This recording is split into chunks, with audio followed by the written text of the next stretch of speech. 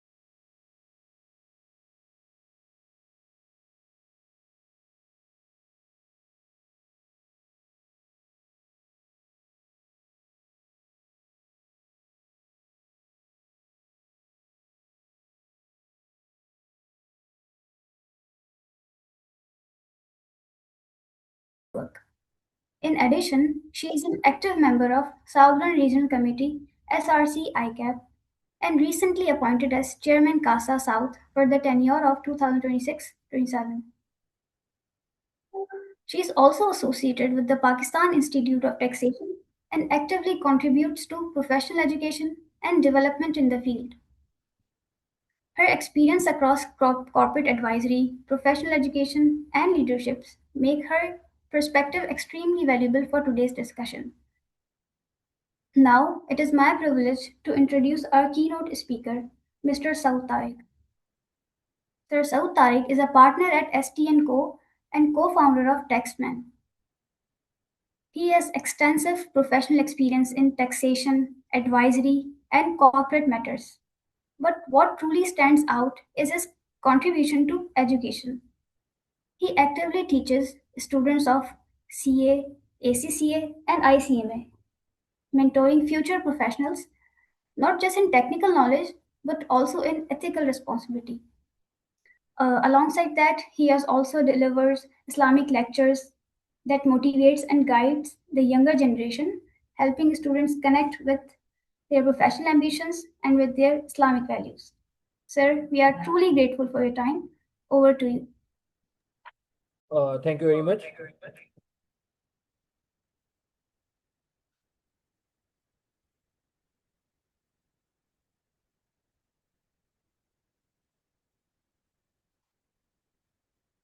Just a minute.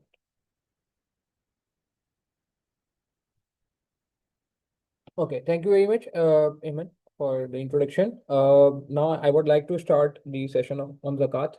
अच्छा जी, first of all इसमें मैं कुछ एजेंडा जो है वो मेंशन कर देता हूँ. हमारा एजेंडा क्या होगा? अ, सबसे पहले तो ये कि इम्पोर्टेंस क्या है ज़कात, इस पर हम थोड़ी सी बात कर लेते हैं.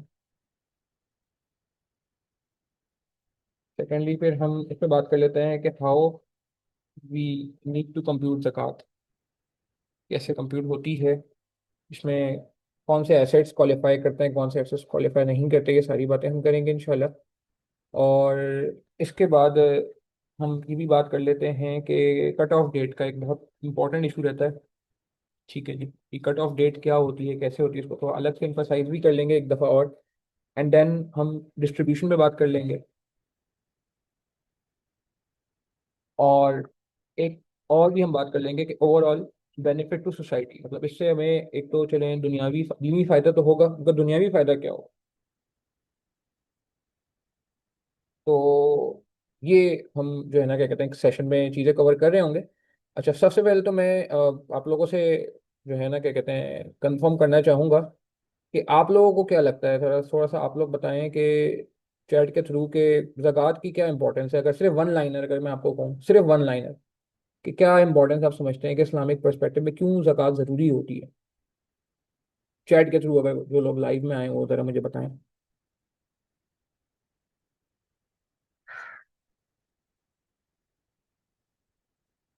ठीक है। हम्म। हम इसकी थोड़ी सी जो है ना इम्पोर्टेंस को कुरान और हदीस की रोशनी में भी देख लेते हैं। और बिल्कुल सही कहा कि जी क्या कहते हैं, अल्लाह भला करिए, एक जवाब आया है हमारे पास।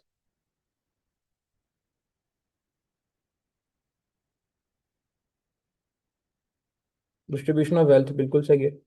मगर इम्पोर्टेंस क्या है? अच्छा, इम्पोर्टेंस की के लिए मैं ये कहूँगा कि हमें पता है कि इस्लाम के 5 पिलर्स होते हैं। जिस तरह एक बिल्डिंग के 5 जो बिल्डिंग के पिलर्स होते हैं ना, इस तरह इस्लाम के भी पिलर्स हैं। ठीक है जी। तो ये बात हमें पता होनी चाहिए कि ज़कात is also one of the pillar, one of the pillar. ठीक है, जिस तरह बाकी हमारे पास पिलर्स होते हैं। ठीक है, उसमें जो है ना, और बिल्कुल सही बात है, purification of wealth, very nice, बिल्कुल सही कहा मैंने आपने। ये जहन में रहे कि जिस तरह इमारत होती है ना, इमारत के कुछ पिलर्स होते हैं। जो पिलर्स होंगे तो इमारत सही रहेगी, जिस दिन पिलर्स जो है वो हिल गए तो इमारत गिर जाएगी। तो समझिए इस्लाम की फाउंडेशन जो है ना, उसमें आपके पास जो है क्या कहते हैं, ज़कात is one of the thing. ठीक है, वो एक वन ऑफ द पिलर है। मैं कुछ आपसे शेयर कर लेता हूँ कुछ पुरानी आयत और हदीस, जिससे जो है ना हमें इंपॉर्टेंस का आइडिया होगा। क्योंकि जब से पहले हमें इंपॉर्टेंस पता होनी चाहिए, इंपॉर्टेंस पता होगी तो ही हम जो है क्या कहते हैं इस पे बात कर सकेंगे। वरना फिर जो है वो क्या कहते हैं मुश्किल होगा। जैसे मिसाल के तौर पर सूरह बकरा की आयत नंबर 43 में आया, वकीमुस्सलाह व आतु ज़कात, क्या वर्कआउट मारा केन, और नमाज कायम करो, ज़कात अदा करो, और रुकू करने वालों के साथ रुकू करो। अब आप देखें, नमाज के साथ ज़कात का हुक्म है। अब हमारे यहाँ माशाल्लाह नमाज का तो बड़ा एहतमाम किया जाता है, हम नोट कर रहे होते हैं माशाल्लाह, हमारी सीए कम्युनिटी में भी और वैसे भी। ठीक है, तो जिस तरह नमाज फ़र्ज़ है, इस तरह ज़कात भी फ़र्ज़ है। ठीक है जी। अच्छा, उसके बाद अगर हम और बात करें, अ, एक और आयत है सूरह तौबा की आयत नंबर 11। उसमें भी इसी इतना बात हो रही है कि बस अगर वो तौबा कर लें, नमाज कायम करें और ज़कात दें तो तुम्हारे दीनी भाई हैं। तो आप देखें, नमाज के साथ ज़कात का जो है ना वो हुक्म आ रहा है। आप देख रहे हैं कितनी इंपॉर्टेंस है। तो एक तो इसमें ये बात आ गई कि ये फिफ्थ पिलर है इस्लाम का। ठीक है, sorry, one of the 5 pillar. ये फिफ्थ पिलर नहीं कहना चाहिए, one of the 5 pillar of Islam.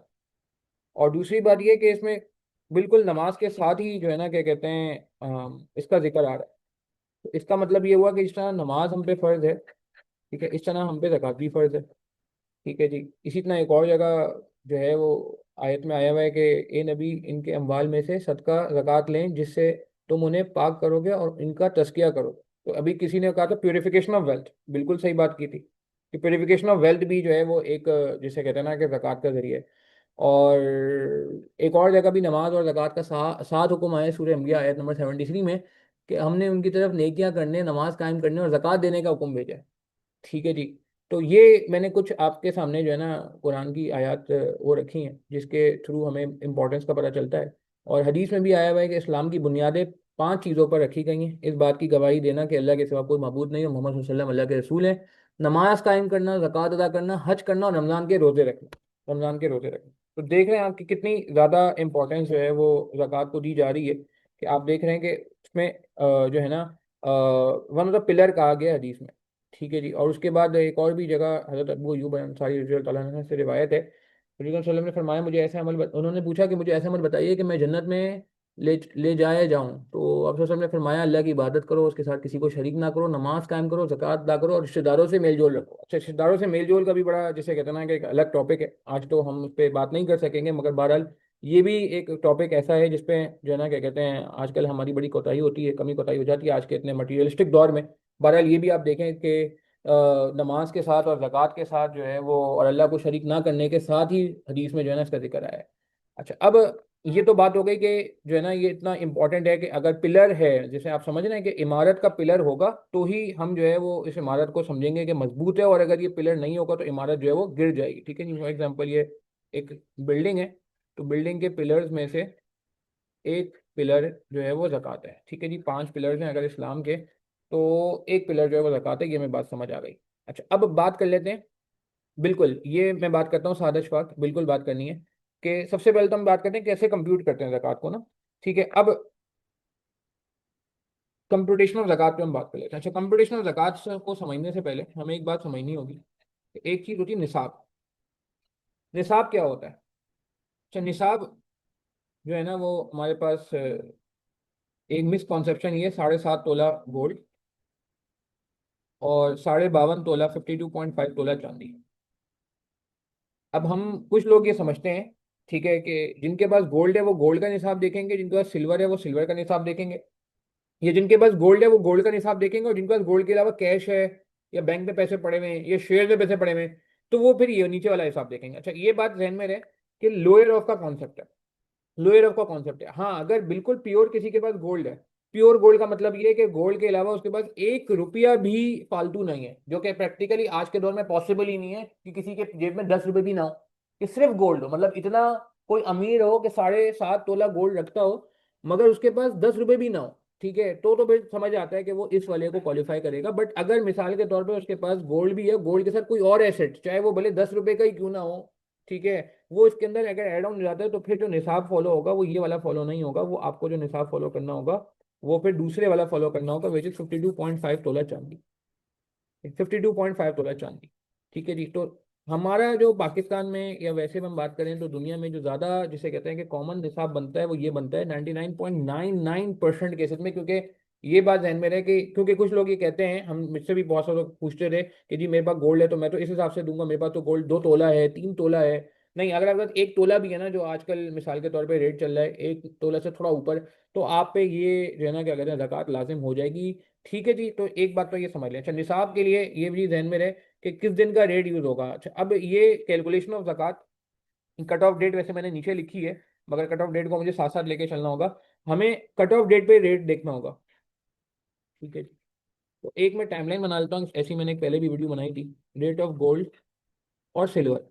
अच्छा, पहले तो मैं क्लियर कर दूं कि देखिए सिल्वर का रेट इसके लिए इंपॉर्टेंट होगा, गोल्ड का रेट 99.99% केसेस में एप्लीकेबल नहीं होगा, ठीक है। जैसे आपका सवाल आया था साथ, आपने सवाल किया था कि जी कौन सा रेट लिया जाए गोल्ड और सिल्वर का, तो उसका जवाब मैंने आपको बताया कि आपके लिए वैसे तो जो है ना क्या कहते हैं, हाँ गोल्ड के, अगर आपका गोल्ड है तो गोल्ड की वैल्यूएशन के लिए हमें रेट चाहिए होगा। मगर अगर आप निसाब के लिए ये कह रहे हैं कि जी निसाब के लिए तो मैं क्या होगा, निसाब के लिए तो सिल्वर का रेट देखना पड़ेगा कि आप क्वालिफाई करते नहीं करते। इस क्वालिफिकेशन को देखने के लिए ज़्यादातर जो है वो सिल्वर की वैल्यूशन चलेगी। अच्छा, अब निसाब पे बात कर लेते हैं। निसाब जो अभी 2026, अगर मैं फर्स्ट रमज़ान के रेट की बात करूं तो जो मैंने नेट से रेट निकाला था वो आ रहा था सिल्वर का, क्योंकि इंटरनेशनल रेट्स और लोकल रेट्स में थोड़ा फ़र्क चल रहा होता है, आपको जो है ना क्या कहते हैं आइडिया होगा कि इसमें जो है ना क्या कहते हैं अल्लाह भला करे डिफरेंस चल रहा होता है। तो ये तकरीबन 10,553 रुपये पर तोला। तो इसको अगर मैं मल्टीप्लाई कर लूँ 52.5 से, ठीक है, तो जो अमाउंट बनती है निसाब की वो बनती है ₹554,033। यानी कि अगर किसी के पास कट ऑफ डेट पे, कट ऑफ डेट को मैं एक्सप्लेन कर दूंगा, अगर आपके पास 5,54,000 रुपये से ज़्यादा है या इतने मौजूद हैं तो फिर आप ज़कात देने के लिए आप जो है ना रेडी रहें। और अगर आपके इसके बाद इससे कम अमाउंट है तो फिर आप ज़कात नहीं देंगे, ठीक है। तो अभी सिर्फ निसाब का मतलब है कि मिनिमम अमाउंट कितना होना चाहिए। कुछ लोग ये सवाल करते हैं, जैसे कोई नया नया क्वालिफाई हुआ है, सही है, या किसी की नई नई जॉब लगी है तो वो पूछता है कि सर मैं ज़कात दूँ या नहीं दूँ। तो वो मेरे पास जो है ना वो मिसाल के तौर पे 2 लाख रुपए पड़े हुए, 3 लाख रुपए पड़े हुए, तो नहीं, पहले तो आप ये देख लें इतना अमाउंट है नहीं है। फिर कट ऑफ डेट पे मैं बात करूंगा कि 12 महीने का क्या कॉन्सेप्ट है, मगर इतना ये हम समझने पहले ये रेट ऑफ निसाब हो गया, ठीक है जी। अच्छा, अब कैलकुलेशन ऑफ ज़कात से बात करते हैं। दो तीन केस लेंगे। पहला केस ये है कि आप फर्स्ट टाइम ज़कात पे करने जा रहे हैं, फर्स्ट टाइम, ठीक है। तो आपको जो है वो क्या कहते हैं अल्लाह भला करे क्या किस तरह से वर्किंग होगी, और कोई अगर कंटिन्यूसली ज़कात पे करता आ रहा है तो उसके लिए क्या होगा, ठीक है जी। अच्छा, अब मिसाल के तौर पे मैं यहाँ पे समझाने के लिए कहता हूँ कि लेट से एक बंदा फर्स्ट रमज़ान को, फर्स्ट रमज़ान लेट से 2025 वाला जो रमज़ान था, क्योंकि इस्लामिक डेट के हिसाब से चलना चाहिए, ठीक है। 2025 वाला रमज़ान जो था, फर्स्ट रमज़ान 2025 को उसके पास लेट से पहली बार मिसाल के तौर पे 5,54,000 रुपये आए, ठीक है। और एज्यूम करें अभी हम रेट जो है सेम ही है, और उसको बीच में कोई मतलब जिसे कहते हैं चेंज नहीं था, और फर्स्ट रमज़ान 2026 को इस माल को 1 साल हो गया, ठीक है। एक साल हो गया, यानी कि इस दौरान 554,033 की लिमिट ब्रीच नहीं हुई, यानी कि इससे ज्यादा भी हुए, 6 लाख भी गए, 6.5 लाख भी गए, 7 लाख भी गए, फिर थोड़े कम भी हुए, मगर at the end of the day जो अमाउंट बन रही है वो एक साल गुजर गया और 554,033 ये एटलीस्ट आपके पास मेंटेन्ड रहा।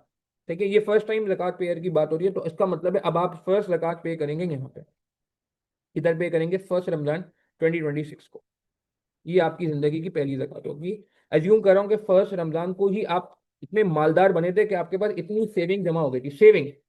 ठीक है जी, सेविंग बड़ी इंपॉर्टेंट है, क्योंकि सेविंग का वर्ड इंपॉर्टेंट है, क्योंकि टोटल इनकम पे ज़कात नहीं होती है, सेविंग पे ज़कात होती है। ठीक है जी। अच्छा, अब ये बात वापस मैं रिपीट कर रहा हूँ क्योंकि ये बात इंपॉर्टेंट है। ये जरूरी नहीं है कि 1 रमजान को जब आपके पास 5.5 लाख रुपए आए हो। मिसाल के तौर पे आपने एक और एग्जांपल ले लेते हैं कि आपने फर्म के अंदर जो है ना, लेट से आजकल एक सिनेरियो शुरू हुआ है कुछ जगहों में, कुछ फर्म जो है आपको रिटेंशन बोनस देती, यानी कि आपको कही जाती है कि 2 साल के लिए आप रुकोगे तो हम आपको मिसाल के तौर पे 5 लाख रुपए देंगे, मिसाल दे रहा हूँ मैं आपको समझाने के लिए। अब वो लेट से वो दिन मिसाल के तौर पे पिछले साल का 1 रमजान 2025 का, जिस दिन आपके पास 5 लाख रुपए की सेविंग जो है वो फर्स्ट टाइम जो है वो आपकी जिंदगी में आई, तो उसका मतलब है कि अब यहाँ से 12 महीने काउंट होंगे और अब आपकी कट ऑफ डेट हमेशा 1 रमजान ही बनेगी। लेट से ये 1 रमजान को नहीं हुआ, लेट से ये काम हुआ था 1 जनवरी को, 2 मिनट के लिए मान लें 1 जनवरी 2025 को, लेट से हम डेट चेंज कर लेते हैं कि लेट से वो 1 रमजान नहीं था जिस दिन ये चेंजेस आई थी, वो लेट से 1 जनवरी 2025 था। तो 1 जनवरी 2025 को जो इस्लामिक डेट थी वो निकालनी पड़ेगी, जो भी इस्लामिक डेट थी। ठीक है, सफर था, रबी अव्वल था, रबीउल सानी था, क्या था, जो भी था, रजब था, शाबान था, लेट से कोई रजब की डेट थी, लेट से 1 रजब। अब आप जब जक़ात कैलकुलेट करोगे वो अब आप हर साल 1 रजब को कैलकुलेट करोगे, जो कट ऑफ होगा आपको 1 रजब होगा। ये बात समझ आ रही है कि आपका एक कट ऑफ डेट हर बंदे का। अच्छा, हमारी मिसकॉन्सेप्शन है, ठीक है, कि जी रमजान में ही जक़ात निकालनी चाहिए, ये जरूरी नहीं है कि रमजान में ही जक़ात निकाली जाए। ठीक है, ये मैं क्लियर कर रहा हूँ आपको बात, कि रमजान का कॉन्सेप्ट जो है ना वो उसके लिए कि जो फर्स्ट टाइम अगर लेट से आपके पास पैसे ही सेविंग ही इतनी जमा हुई थी जिंदगी में, 554,033 कट ऑफ जो निसाब का अमाउंट है, तो फिर आप 1 रमजान को कैलकुलेट कर लो, वरना फिर आप याद करो कि आपके साथ फर्स्ट टाइम कैसा हुआ है। ठीक है जी, अगर 1 जनवरी को हुआ तो 1 जनवरी की इस्लामिक डेट, हर साल 1 जनवरी कहना मुनासिब नहीं है, क्योंकि आपको पता है कि 10 से 11 दिन का फर्क होता है, 9 10 या 11 दिन का फर्क होता है इस्लामिक कैलेंडर में, और जो है वो क्या कहते हैं हमारे ये ईस्टर्न कैलेंडर में, जो ईस्वी कैलेंडर होता है इसमें जो है ना, इसमें नॉर्मल जो सन वाला कैलेंडर होता है इसमें, और मून वाले कैलेंडर में 10 11 दिन का फर्क होता है। अच्छा, अब इसका मतलब है कि पहली ज़कात इस दिन पे करेंगे 1 रमजान को, एज्यूमिंग में पुराने वाले पे वापस चला गया एग्जाम्पल पे, और सेकंड जो इनकी ज़कात पे होगी वो फिर अब इनकी सेकंड जो है ना क्या कहते हैं ज़कात पे होगी 1 रमजान 2027, और थर्ड जो है ना अगेन 1 रमजान 2028 को पे होगी इनकी थर्ड ज़कात। तो ये फिर इनका इसी तरह साइकिल चलता रहेगा। ठीक है जी, और अगर मिसाल के तौर पे इसी एग्जाम्पल में हम ये कह लेते हैं कि नहीं जी वो 1 रमजान नहीं था, वो लेट से फर्स्ट जो है ना वो जनवरी था मिसाल के तौर पे, तो 1 जनवरी लेट से 2025 को लेट से रजब था, 1 रजब मिसाल के तौर पे। ठीक है, मुझे नहीं पता एग्जैक्ट डेट कैलेंडर क्या थी, वो आपको मिल जाएगी। तो अब आप हर साल 1 रजब को ही ज़कात कैलकुलेट करेंगे। अच्छा, ये जरूर कर सकते हैं, अब एक और इंपॉर्टेंट पॉइंट मैं बता दूं कि आपने ज़कात तो कैलकुलेट कर ली 1 रजब को, बहुत सारे लोगों को शौक होता है नहीं यार रमजान में पे करेंगे, रमजान में ना 70 गुना बढ़ जाता है सवाब। तो ये किया जा सकता है, ज्यादा अच्छा नहीं माना जाता, मगर ये किया जा सकता है कि आप 1 रजब रजब को कैलकुलेट करके रख लो कि मेरी ज़कात लेट से 1 लाख रुपए बन रही है, और पेमेंट उसकी आप जो है वो ये करो कि चलो यार रजब के बाद शाबान और रमजान 2 महीने ही रह गए, चलो मैं बस 1 रमजान को रिलीज कर दूँ।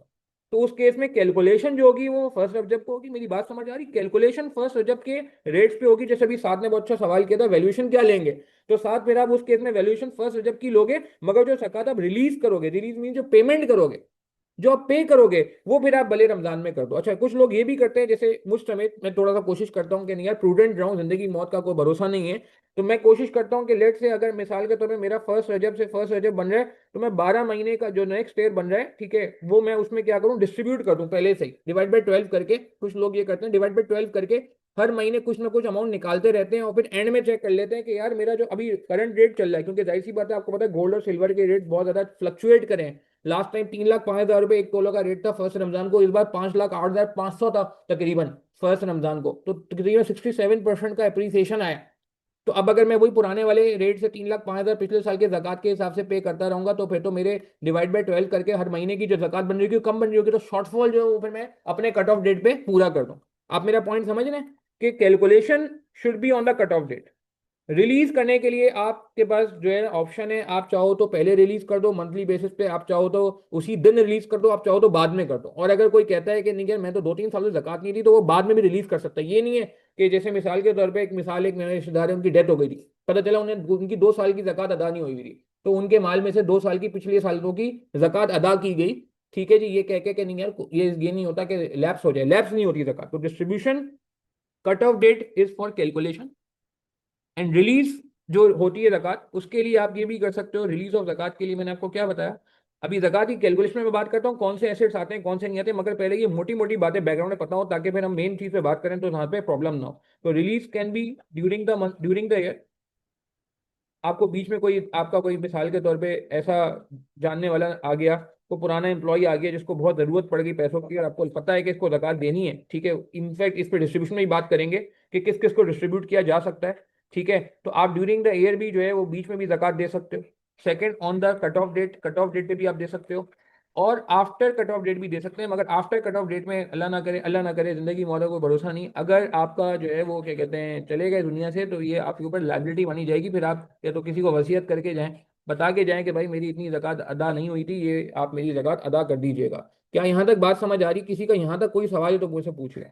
कट ऑफ डेट से रिलेटेड कोई सवाल है तो पूछ लें। फर्स्ट कट ऑफ डेट जो है वो आपकी 12 महीने from the date of your become साहिब निसाब। साहिब निसाब मीन्स कि आपके पास मिनिमम इतनी वेल्थ, जो 554,033 नजर आ रही है स्क्रीन पे, इतनी वेल्थ जो है अभी आज के हिसाब से, पिछले साल के हिसाब से अलग थी और उस पिछले साल के हिसाब से अलग थी।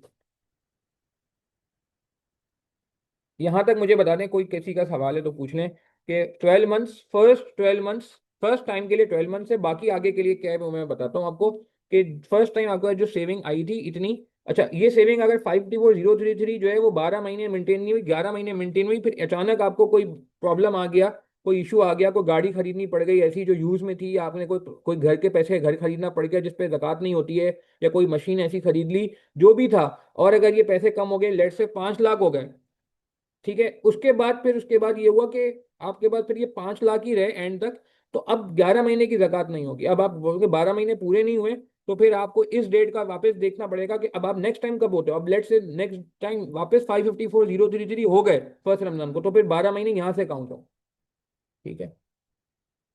कट ऑफ डेट चेंज हो सकती है, कट ऑफ डेट चेंज उसूली तौर पे नहीं होनी चाहिए। कट ऑफ डेट एक दफा बन जाएगी तो फिर वो वही रहेगी जिंदगी भर। बट अगर आपको कट ऑफ डेट याद नहीं आ रही, मिसाल के तौर पे आप, जैसे मिसाल के तौर पे मैं भूल गया कि यार मैं तो 2014 में क्वालिफाई हो गया था, और 2015 में मेरी सैलरी बढ़ गई थी केपीएमजी से, और मैं साथ में ट्यूशन भी पढ़ाता रहता रहा था, काफ़ी टाइम से ट्यूशन पढ़ा रहा था, ओ लेवल्स ए लेवल्स की, सीए को पढ़ाने से पहले भी मैं बहुत सारी चीज़ें पढ़ाता रहता था। तो मुझे लेट से अपनी कट ऑफ डेट याद ही नहीं है मिसाल के तौर पर, तो मैंने अपनी कट ऑफ डेट लेट से फर्स्ट रमजान बना ली, वो समझ आता है। फिर अगर मैं ये नहीं करूँ फिर मैं चेंज करता रहूँ ना। बट अगर आपको कंफर्म है, श्योरिटी है, तो आप उसी को फॉलो करें। अगर आपको नहीं याद मिसाल के तौर पे, तो फिर आप ये कर लें कि आप जो है वो अपनी, जिसे कहते हैं ना कि एक कट ऑफ डेट बना लें फिर, और कोशिश करें पहले तो कितना याद डाल सकते हैं अपने जहन पे जोर डालें। नहीं जोर डालते, लेट से कट ऑफ डेट नहीं याद आ रही, तो आप बाकी लोग कितना फर्स्ट रमजान ही बना लें भाई, या किसी ने, जैसे मैंने 19 रमजान बना दी, एक मिसाल दे रहा हूँ समझाने के लिए, ठीक है।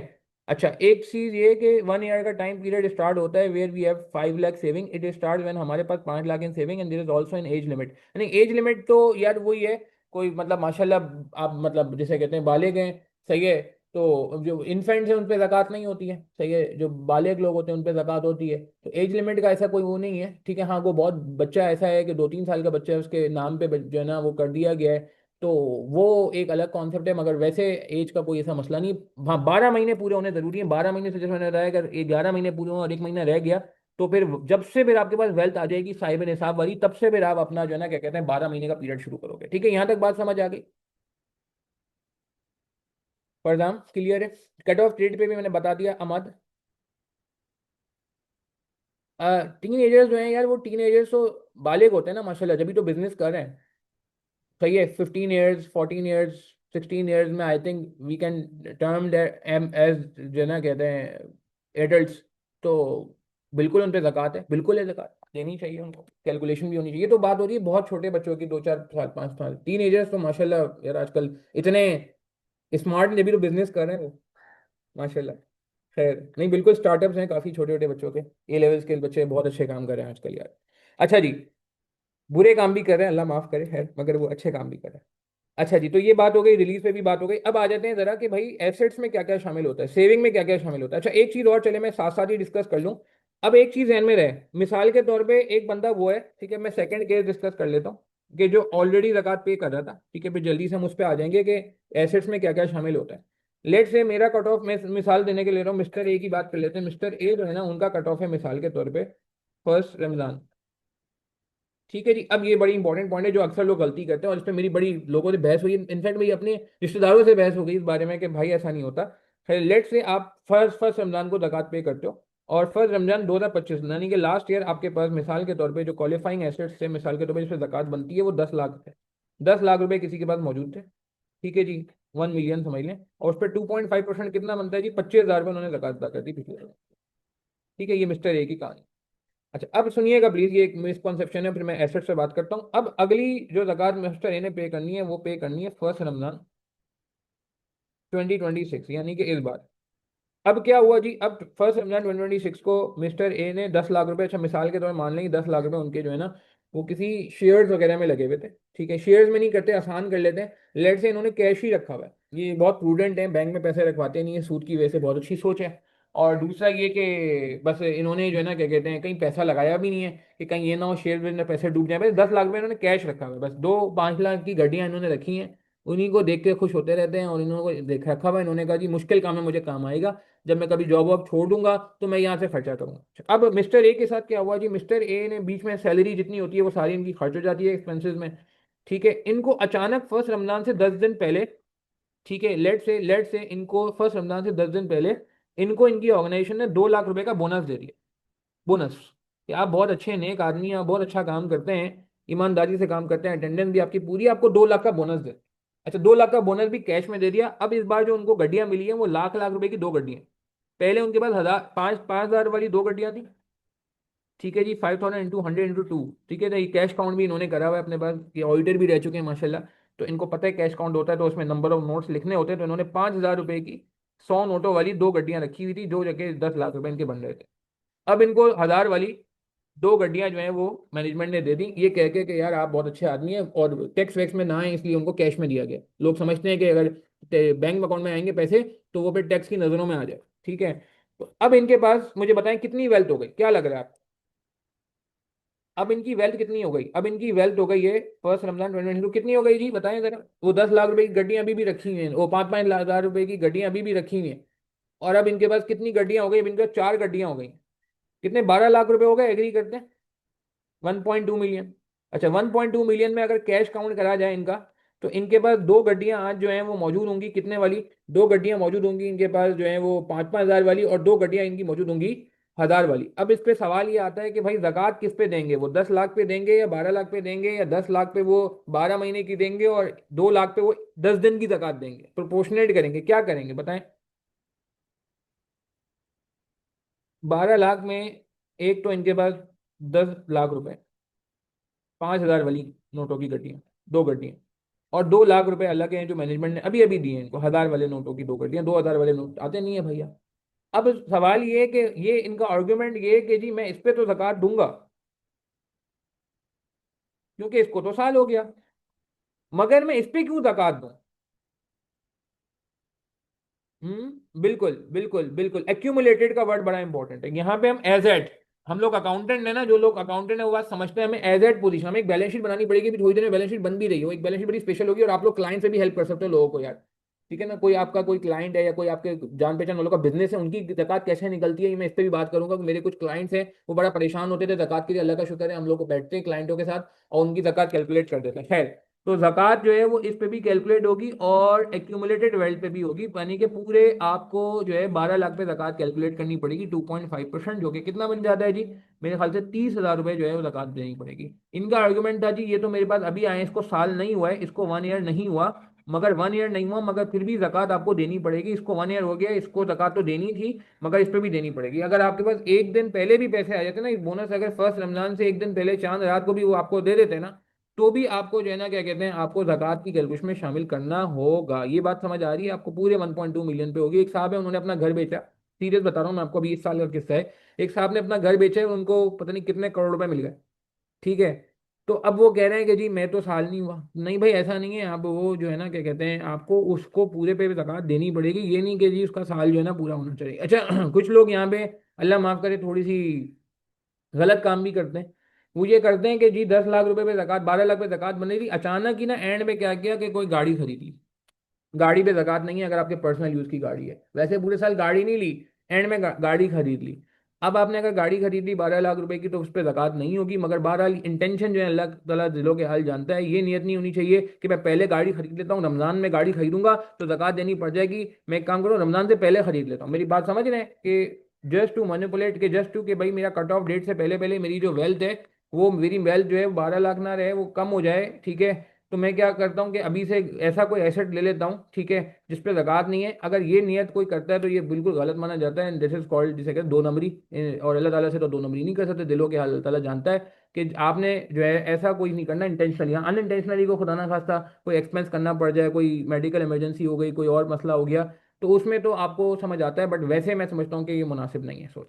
अच्छा, अब अगले साल क्या होगा? 1 रमज़ान 2027 को भी यही हुआ इनके साथ, कि मिसाल के तौर पे इन्होंने अपनी को प्रॉपर्टी सेल कर दी, और प्रॉपर्टी सेल करने पे इनको 1 करोड़ रुपए मिल गए। तो अब इनकी वेल्थ, वो पुरानी गड्डियां अभी एज इट इज थी, अब इनके पास मजीद पैसे आ गए। ये हो गया 1.2 मिलियन पहले था। 10 करोड़, 1 करोड़ का मतलब है 10 मिलियन इनको मजीद मिल गए थे। अब इनकी वेल्थ हो गई 11.2 मिलियन। 11.2 मिलियन। अब ये पैसे भी मिसाल के तौर पे 1 रमजान से 2 दिन पहले आए, तो पूरे पे ज़कात होगी, चाहे जितना भी अमाउंट बने। ये जी मेरा तो लाखों में बन गया, ये तो मेरा 1 करोड़ जो है ना क्या कहते हैं, इस पे मेरी जो ज़कात हो रही है वो 2,80,000 रुपये बन रही है, तो लाखों में ज़कात बन गई। तो भाई ज़कात लाखों में बन सकती है, क्या मसला है? क्यों नहीं बन सकती? 2.5% ही तो है। खैर, अच्छा, अब एक और चीज़ ये कि रेट्स पे क्या बात होगी, रेट्स को हम डिस्कस कर लेते हैं। अब हम बात कर लेते हैं एसेट्स पे। एसेट्स क्या क्या इसमें शामिल होते हैं? आप लोग जरा चैट के थ्रू मुझे बताएं जरा, क्या क्या लगता है कौन कौन से एसेट्स क्वालिफाई करते हैं। अच्छा, एक बात तो मेरे जहन में रहे कि ज़कात इस्लाम का बड़ा बेहतरीन कॉन्सेप्ट है। ज़कात हमेशा लगती है सेविंग पे, इनकम पे ज़कात नहीं है। ये चीज़ हम क्लियर कर लें, इनकम पे ज़कात नहीं है, सही है। रेंटल इनकम पे भी ज़कात नहीं है। उशर पे है कुछ थोड़ा सा कॉन्सेप्ट, वो मैं आपको बता दूंगा आगे जाके, एग्रीकल्चर इनकम से रिलेटेड। वो वैसे तो प्रैक्टिकली बहुत कम लोगों का होता है, मगर फिलहाल हमें पता होना चाहिए। इनकम पे ज़कात नहीं है, ज़कात जो है वो सेविंग पे। अच्छा, आप अगर गौर करें, ज़कात जो है वो सेविंग को इंकरेज कर रहा है या डिस्करेज कर रहा है? वैसे तो चलो 2.5% ही है, मगर बहरहाल है तो 2.5% ना। फिर भी लोग देखो ना, बंदे की करोड़ पे कितनी, 2.5 लाख बन गई, 2,80,000 रुपये बन गई। तो आपको क्या लगता है, सेविंग को इंकरेज किया जा रहा है या डिस्करेज किया जा रहा है? थोड़ा सोशल इकोनॉमिक पे भी बात कर लेते हैं, क्योंकि ये भी हमारे आज के एजेंडे का पार्ट है। हम्म सवाल, क्या ये सेविंग को इंकरेज कर रहा है या सेविंग को डिस्करेज कर रहा है, ज़कात का जो कॉन्सेप्ट है? क्या लगता है आपको? जाग रहे हैं सब लाइव सेशन में? चैट के थ्रू बताएं जरा। हाँ जी, डिस्करेज किया जा रहा है, बिल्कुल सही है फिल्डर। अच्छा, डिस्करेज क्यों किया जा रहा है? अब इसकी लॉजिक पे बात कर लेते हैं, फिर कैलकुलेशन पे आ जाएंगे। ऐसे ही आपने सुना एक मल्टीप्लायर इफेक्ट होता है, किसी ने इकोनॉमिक्स में पढ़ा है मल्टीप्लायर इफेक्ट? हाँ जी, मैक्रो इकोनॉमिक्स में कॉन्सेप्ट होता है जैसे, सुन नोट। मल्टीप्लायर इफेक्ट का नाम सुना है किसी ने? अरे ये तो बताते हैं, ये सुनो, नहीं भी सुना तो भी मसला नहीं, मैं एक्सप्लेन कर दूंगा। मगर हाँ या ना में जवाब दें, व्हाट इज मल्टीप्लायर इफेक्ट? ये याद नहीं आ रहा, चले कोई मसला नहीं, वो भी बता दें अगर। क्या होता है मल्टीप्लायर इफेक्ट? मल्टीप्लायर इफेक्ट ये होता है, सुना है ना, कि मिसाल के तौर पे मिस्टर ए ने एक प्रोडक्ट, एक सॉरी पैसे खर्च किए, तो मिस्टर ए की जो स्पेंडिंग है, वो इनकम बन जाएगी किसकी? मिस्टर बी की। ठीक है, मिस्टर ए अगर खर्चा करेंगे, सेविंग नहीं करेंगे, खर्चा करेंगे, बिल्कुल, तो वो इनकम बन जाएगी मिस्टर बी की। ऐसे तो किसी को तो देंगे ना पैसे। मिसाल के तौर पर उन्होंने जाके जो है फ्रूट खरीद लिया। अब जब फ्रूट खरीद लिया तो जो फ्रूट सेलर है, ठीक है, वो उसकी इनकम हो गई, उसने अपनी सेल रिकॉर्ड कर ली, ऐसा ही है ना भाई? अच्छा, अब मिस्टर बी भी क्या करेगा आगे जाके, उसने उससे कह के अपने एम्प्लॉय को सैलरी पे कर ली, फ्रूट सेलर ने, उसने अपना बंदा रखा हुआ है, असिस्टेंट रखा हुआ है। तो mister income of mister B के बाद ये क्या बन गई, जब उसने सैलरी दी अपने बंदे को, तो ये इनकम बन गई किसकी? मिस्टर सी। मिस्टर सी ने क्या किया, फौरन परचून की दुकान पे गए, ग्रोसरी स्टोर पे गए, और ग्रोसरी स्टोर में जाके इन्होंने क्या किया कि जी वो अपनी जो सैलरी थी उससे अपनी ग्रोसरी ले ली। तो ये इनकम बन गई किसकी, मिस्टर डी की। अब आप देखें कि ये चूंकि खर्चा हुआ ना, सेविंग हुई, सॉरी स्पेंडिंग हुई, तो ये आप देखो कि इनकम से इनकम है, इनकम कन्फर्म होता रहता है। और इसका एक फॉर्मूला भी होता है, 1/सेविंग। 1/सेविंग के नाम से जो है ना क्या कहते हैं, फैक्टर होता है। ठीक है, जितनी सेविंग कम होती है ना उतना मल्टीप्लायर इफेक्ट ज्यादा होता है। अगेन मैं इकोनॉमिक्स का टीचर नहीं हूँ, मगर ये बात मुझे ए लेवल्स में इकोनॉमिक्स पढ़ाते हुए मेरे जहन में बैठ गई थी। तो मैंने कहा मैं आप लोगों से डिस्कस कर लूँ। सुना है ये कहीं आप लोगों ने, 1/सेविंग?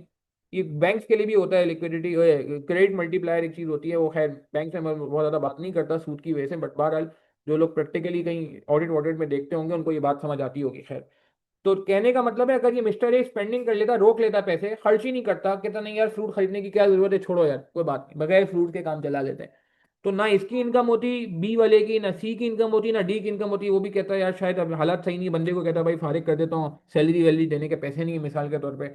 और फिर आगे जाके यार ग्रोसरी वाले की भी शायद इनकम नहीं हो पाती। तो कहने का मतलब है ये चेंज जो है ना, आप देख रहे हैं चेंज चल रही होती है, मल्टीप्लायर इफेक्ट जो है चल रहा होता है। तो खैर बहरहाल ये बात इंपॉर्टेंट है कि इसमें जो है ना क्या कहते हैं, सेविंग के हिसाब से जो है वो हमें चलना होता है। तो सेविंग को डिस्करेज करने का कॉन्सेप्ट है, इनकम को डिस्करेज करने का कॉन्सेप्ट नहीं है। इसीलिए हमारे मुल्क का जो इनकम टैक्स है वो कहते हैं लोग अन इस्लामिक है, क्योंकि वो सेविंग की जगह इनकम पे चार्ज करते हैं, जो कि इस्लाम में ऐसा कोई कॉन्सेप्ट नहीं है। खैर, अच्छा अब ये क्या कह रहे हैं, अली का सवाल है, व्हाट इफ पूरा साल सेविंग निसाब से ज़्यादा थी और कट ऑफ डेट से एक दिन पहले सिल्वर रेट बढ़ने की वजह से टोटल सेविंग निसाब से नीचे फॉल कर गई, और फिर कट ऑफ डेट के बाद वापस सिल्वर रेट कम हुआ और वापस निसाब में आ गए, तो फिर as a cut off date देखेंगे और ज़कात पेबल नहीं होगी? बिल्कुल सही है अली, ऐसा केस में देखें थ्योरेटिकली स्पीकिंग तो नहीं होगी, थ्योरेटिकली स्पीकिंग बिल्कुल we are clear, crystal clear. क्योंकि देखो अभी तो ऐसा हो गया, मतलब नॉर्मली वाइस वर्सा होता है, वैसे ज़्यादातर रेट बढ़ता ही है ना, कम तो बहुत कम ही होता है। बट बहरहाल अगर आपका अली का सवाल मैं सबसे शेयर कर लेता हूँ, चैट में वैसे नजर भी आ रहा है, अली ने कहा कि भाई ये पूरा साल निसाब चल रहा था, एक दिन पहले सिल्वर का रेट ये हुआ इस साल, बाकी सिल्वर का रेट 10,000 रुपये जो मैं आपको बता रहा था ऊपर, ये 10,000 रुपये जो रेट हुआ ये कम हुआ है, अभी रेट मेरे ख्याल से 12,000 हो गया if I am not wrong, और उससे पहले ही 12,000 था। बिल्कुल सही है, ऐसा ये इस साल हुआ है, ये इस साल के लिए बिल्कुल एप्लीकेबल है। सिल्वर में बहुत फ्लक्चुएशन आई है। ठीक है कि मैंने कुछ दिन पहले शेयर चेक किया था 12,000 था, अभी आज गूगल किया तो 10,000 है, और आज वापस किसी लेटेस्ट रेट मालूम किया तो पता चला 12,000 है। तो ये बिल्कुल सही बात है। ऐसा हो सकता है कि आप पूरे साल कट ऑफ डेट तक जो है, कट ऑफ डेट से एक दिन पहले तक भी साहिब निसाब थे, कट ऑफ डेट पे सिल्वर रेट गिर गया, या उससे एक आध हफ्ते पहले गिर गया और उसके एक आध हफ्ते बाद वापस साहिब निसाब हो गए। अली उसमें मेरा मशवरा ये होगा, पर्सनली ये मेरी जाती राय है, आप इससे डिसएग्री कर सकते हो, मेरी जाती राय ये है कि यार देखो मेजोरिटी ऑफ द चंद तो आप साहिब निसाब थे, वैसे तो थियोरेटिकली स्पीकिंग नहीं है, बट यार 2.5% कुछ भी नहीं है। और देखा जाए तो सिल्वर का रेट जो अभी मैं आपको बता रहा हूँ 10 से कितना हो गया, 12,000 हो गया, तो मेरे ख्याल से ऑलमोस्ट 20% बनता ही है, 15 से 20% बनता है, 15% तो कहीं नहीं गया ना। 12,500 चल रहा है मेरे ख्याल से, या 400 चल रहा है, पता नहीं, गूगल मुझे वो वाली वेबसाइट जो जेन्युइन वेबसाइट है वो नहीं, जो इंटरनेशनल मार्केट और यहाँ पे थोड़ा ओन ओन का चक्कर चल रहा है। तो देखा जाए तो अली अगर वैसे एक इंसान को 10,000 की चीज़ 12,000 की विद इन 10 डेज ही हो गई है, तो 15% का रिटर्न तो ऑलमोस्ट कहीं नहीं गया ना, क्या कहते हो अली? तो मेरा आपको पर्सनली एक मशवरा होगा कि यार आप 2.5% दे, तो क्या जाता है, कुछ भी नहीं बनेगा, 2.5% कुछ क्या बनेगा? ठीक है ना, वैसे ही बंदे को रिटर्न तो देखो उससे ज़्यादा ही हो गया ना यार। तो आप दे दो, अगर जक़ात नहीं भी होगी तो वो आपके, जिसे कहते हैं ना कि क्या कहते हैं उसे, आपके वो नफली सदक़े में कन्वर्ट हो जाएगी, और नफली सदक़े का भी बहुत ज़्यादा सवाब होता है। बट थ्योरेटिकली स्पीकिंग अगर मैं बिल्कुल स्ट्रिक्टली बात करूं, तो स्ट्रिक्टली तो यस साहिब निसाब कट ऑफ डेट तो देखना जरूरी है, चाहे कट ऑफ डेट पे जो भी आ रहा हो।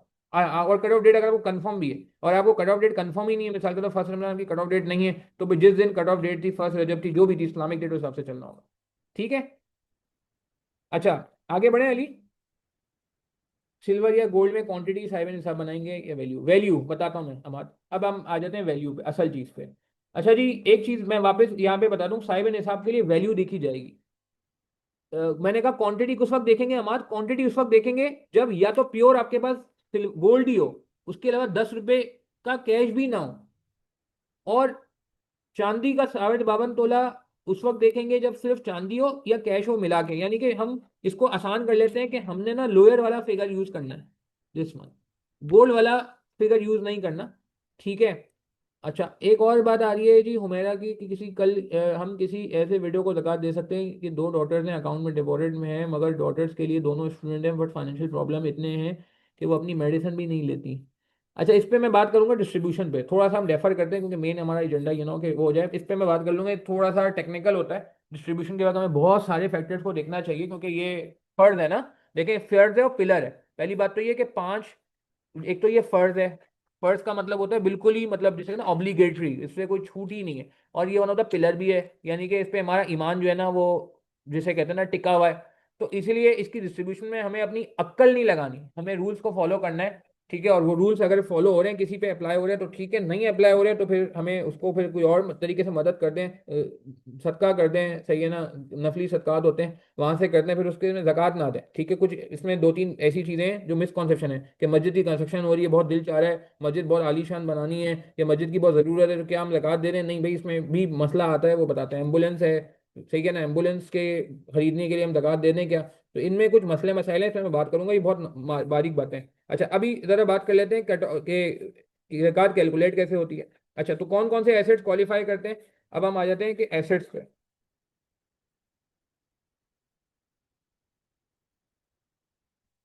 एसेट्स क्वालिफाइड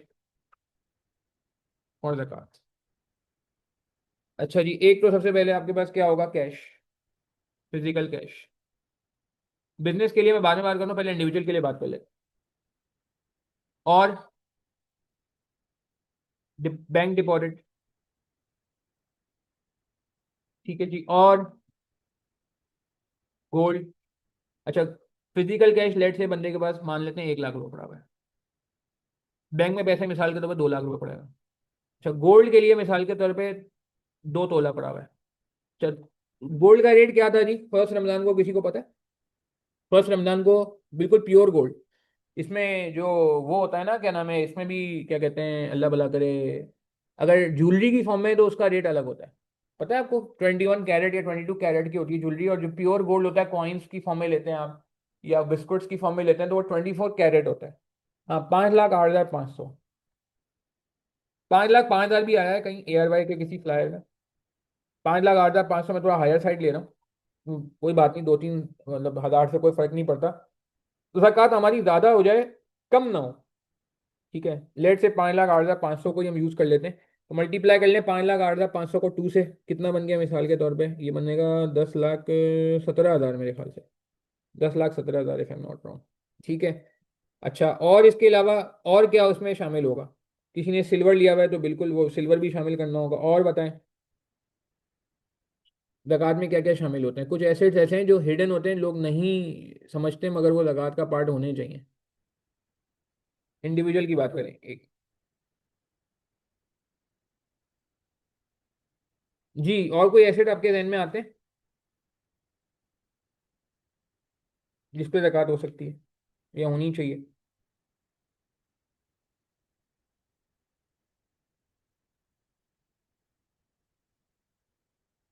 सिल्वर ले लेते हैं लेट से, 10 तोला सिल्वर लेके रखा हुआ है उन्होंने जी, मिसाल के तौर पर।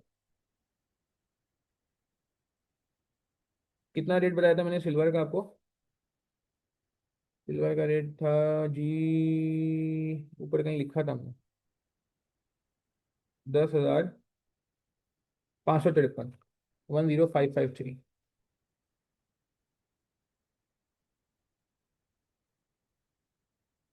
ये बन गया 105,530।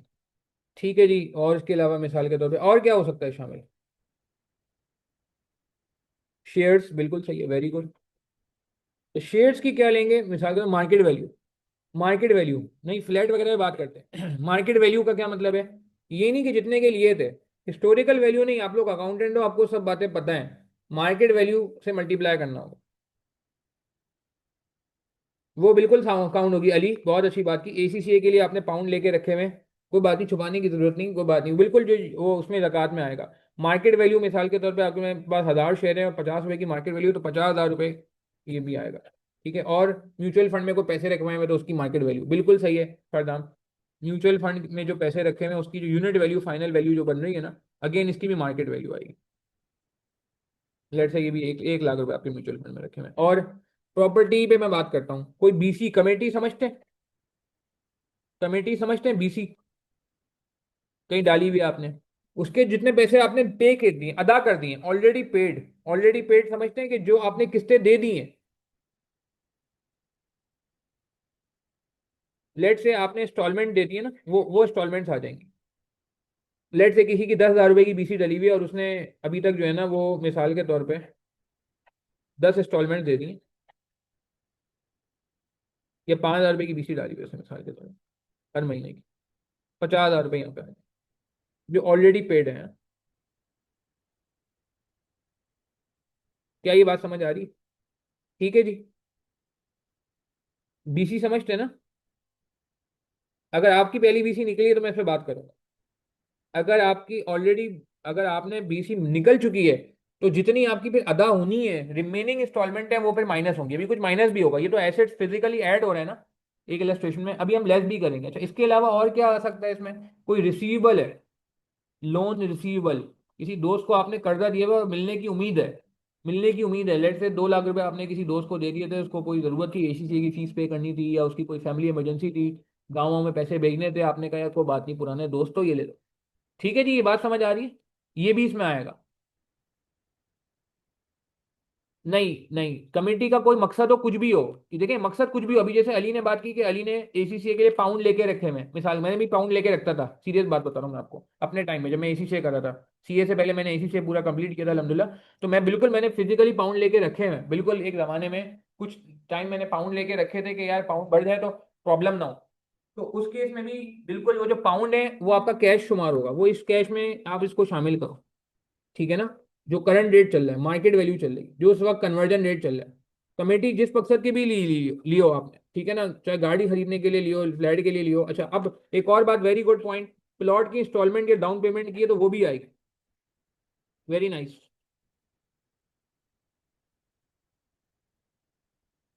गाड़ी के लिए एडवांस दिया हुआ है तो वो भी आएगा। ठीक है ना? कोई गाड़ी के लिए नहीं होता, डाउन पेमेंट दे दिया आपने, टोकन कर दिया मिसाल के तौर पे, प्लॉट इंस्टॉलमेंट मिसाल के तौर पे 5 लाख रुपए की आपने कहीं जो है ना इंस्टॉलमेंट जमा कराई हुई है, गाड़ी के लिए लेट से आपने लाख रुपए अभी सिर्फ दे के छोड़ दिया, समझाने के लिए कह रहा हूँ, मगर बिल्कुल वो भी आएगा, जितना भी आपका रिसीवेबल है, सिक्योरिटी डिपॉजिट कहीं जमा कराया हुआ है रेंट का। ये पता है, रेंट पे आप कोई जगह लेते हो तो आपको 6 महीने का रेंट, 3 महीने का रेंट जमा कराना पड़ता है। लेट से आपने रिकवरी डिपॉजिट जमा कराया 50,000, जिस फ्लैट में आप रहते हैं, तो वो भी आएगा। आप मेरा पॉइंट समझ रहे हैं? तो देखें, बहुत नाजुक मसला है, कुछ छोड़ नहीं सकते इसमें। एक दो चीजें और भी मैं बताता हूँ आपको, मगर फिलहाल मुझे बताएं ये बातें समझ आ रही हैं? रिसीवेबल, इन्वेंट्री भी आ सकती है, मगर इन्वेंट्री बिजनेस में ज्यादा होती है। इन्वेंट्री आपके पास तो मुश्किल है कि एक इंडिविजुअल के पास हो, बिजनेस के लिए बिल्कुल सही बात है, वो अभी हम बिजनेस का केस कर लेंगे ताकि ये सारी बातें अच्छे रिपीट भी हो जाएंगी। ठीक है जी। अच्छा, और इसके अलावा कोई सरप्लस एसेट, कोई ऐसा एसेट आपने सेल की नियत से लिया है, मिसाल के तौर पे कोई एसेट आपने लिया हुआ है, asset held for sale. Held for sale समझते हैं? आपकी एक बाइक है जो बहुत पुरानी हो गई, आपने कहा यार अब मैं तो चार्टर्ड अकाउंटेंट हो गया हूँ, क्वालिफाई हो गया हूँ, मैं तो अभी क्वालिफिकेशन हुई है पिछले साल, अब मैं बाइक पे नहीं घूमूंगा, अब तो मैं बाइक लूंगा, ये तो वो बड़ी वाली लूंगा जो 150 सीसी आ रही है ना, वो लूंगा, या 200 सीसी वाली, थोड़ी सी ब्रांडेड। सही है, पुरानी बाइक मैंने ना होंडा की, अब वो बेच देनी है, या फिर मैं होंडा 125 लूंगा सिटी, मैं तो होंडा ही लेंसा। सही है ना? तो उस केस में अगर आपने पुरानी बाइक सेल करनी है, ओएलएक्स पे लगा दी है, या दोस्तों को बोल दिया यार ये पुरानी बाइक किसी को देनी हो तो भाई मुझसे ले ले, लेट से 40,000 रुपए की आप बेच रहे हो, तो वो भी डालो, हेल्ड फॉर सेल। मेरी बात समझ रहे हैं आप? ठीक है जी। हाँ बिल्कुल, तकाफुल वैसे तो यार मेरा उसमें रिलीजियसली उसमें वो है, क्या कहते हैं, क्या कहते हैं, I am not in favour of that, because of some un Islamic, unfortunately un Islamic चीज़ें होती हैं, बट बहरहाल अगर पेमेंट किए तो वो भी आएगा।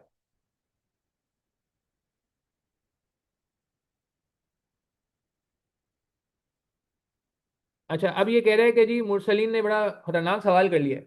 मुरसलीन ने सवाल ये किया है कि भाई कोई पेमेंट आपने रिसीव की हो बट लेटर डील कंप्लीट ना हो किसी वजह से, और क्लाइंट कोर्ट केस परस्यू करना चाहता हो, how would the receive amount previously treated. देखो यार, वो रिसीव अमाउंट का दो में से कोई एक ही काम होगा, या तो वापस करना पड़ेगा या वापस नहीं करना होगा। अगर तो वापस करना है तो वो आपकी लाइबिलिटी है, तो नीचे लाइबिलिटी आएगी तो उसमें लेस कर देना। आपने रिसीव किया है पैसा, मैं एज्यूम कर रहा हूँ, और बाद में केस हो गया और आपको लग रहा है शायद पैसे वापस करने पड़ जाए केस की वजह से, तो आप लाइबिलिटी माइनस कर दो, वो इतना की लाइबिलिटी लग रही है, पॉसिबल लाइबिलिटी है।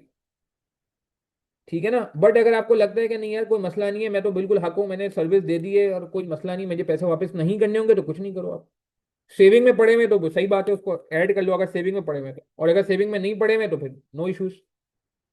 बच्चों के नाम पे आपने सेविंग पे डाला हुआ है, वो आपको शामिल करना होगा अली, बिल्कुल शामिल करना होगा। ठीक है, क्योंकि वो भी एक ना की सेविंग ही है ना। वो देखें, ये एक अनफॉर्चुनेटली ना कुछ लोगों ने पास में, हम लोग बताते हैं बच्चों के नाम पे डाल दिया, तो ये नहीं है कि आप बरी जिम्मा हो गए। देखें, है तो वो सेविंग ही ना। सब्सटेंस ओवर फॉर्म देखेंगे ना, लीगैलिटी, याद है सब्सटेंस ओवर फॉर्म हम पढ़ते हैं ना।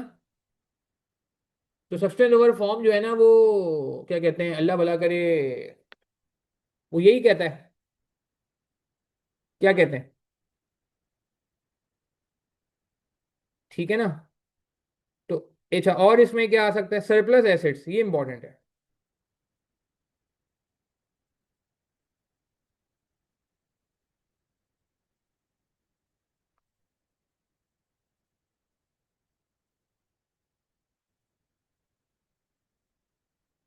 ठीक है जी। अच्छा, एक और इसमें और क्या आएगा।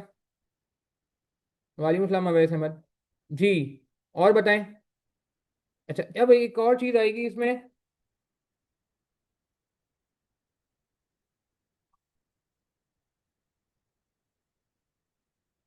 एक मिनट। तो बस वो एक चीज मुझे आपसे पूछी थी। मैं इसमें करता हूँ ना, मतलब ऊपर तो बाबा कीबोर्ड ऑन हो जाता है और उसके ऊपर जो है ना टेक्स्ट बॉक्स ऑप्शन हो जाता है, तो कोई सेटिंग कोई इसमें कट हो।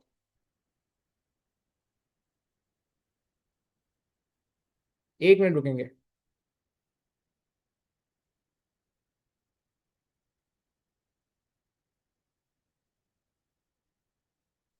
एक मिनट।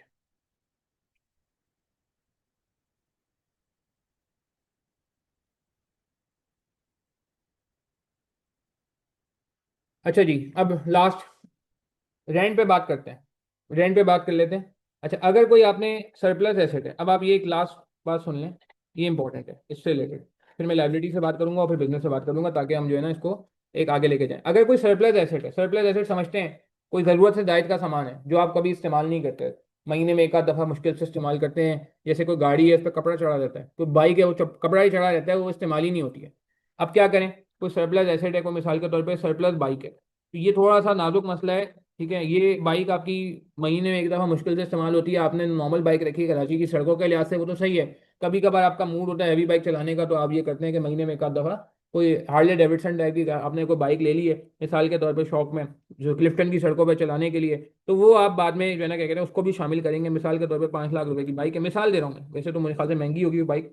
ठीक है, कोई सरप्लस मोबाइल फ़ोन है, यूज़ का मोबाइल फ़ोन नहीं कह रहा, सरप्लस मोबाइल आपने ऐसे ही लेके रख दिया है कि यार चलो मेरा मोबाइल ख़राब हो जाएगा तो मैं इसको इस्तेमाल कर लूंगा। देखें, कुछ चीज़ें ऐसी होती है, नहीं होती, कि हम सरप्लस में लेके रख लेते हैं कि यार ये मोबाइल अच्छा मिल रहा है, दोस्त बेच रहा था, चांस का था, तो मैं रख लेता हूँ, मैं रख लेता हूँ। तो उसको भी मिसाल के तौर पे लाख रुपए का आपने आईफोन लेके रख लिया, हालांकि वो इस्तेमाल इस्तेमाल नहीं होता, ऐसी डब्बा पैक पड़ा हुआ है। ठीक है। अच्छा, ऐसा कोई रिसीवेबल जिसका हमें खुद भी नहीं पता कि वापस देना होगा, वापस देगा बंदा या नहीं, तो बंदा बोले कि जब होंगे तब दूंगा। अब उस केस में देखें, अब आपका ईमान है हसन, अगर आपको कुछ प्रोबेबिलिटी 50% ज़्यादा चांस है, तो यार आप रख लो ज़कात में, 2.5% तो देना है, 2.5% तो देना है। अगर छोटा मोटा अमाउंट है, 2.5% कुछ नहीं बनता। मिसाल के तौर पे लाख रुपए का अमाउंट है, तो 2,500 रुपये कुछ भी नहीं है यार। हाँ, अगर आपने उसे 10 लाख रुपए लेने और 25,000 रुपये का अमाउंट है, तो फिर शायद आप सोचो, मगर उसमें आप ये देखो प्रोबेबिलिटी क्या है।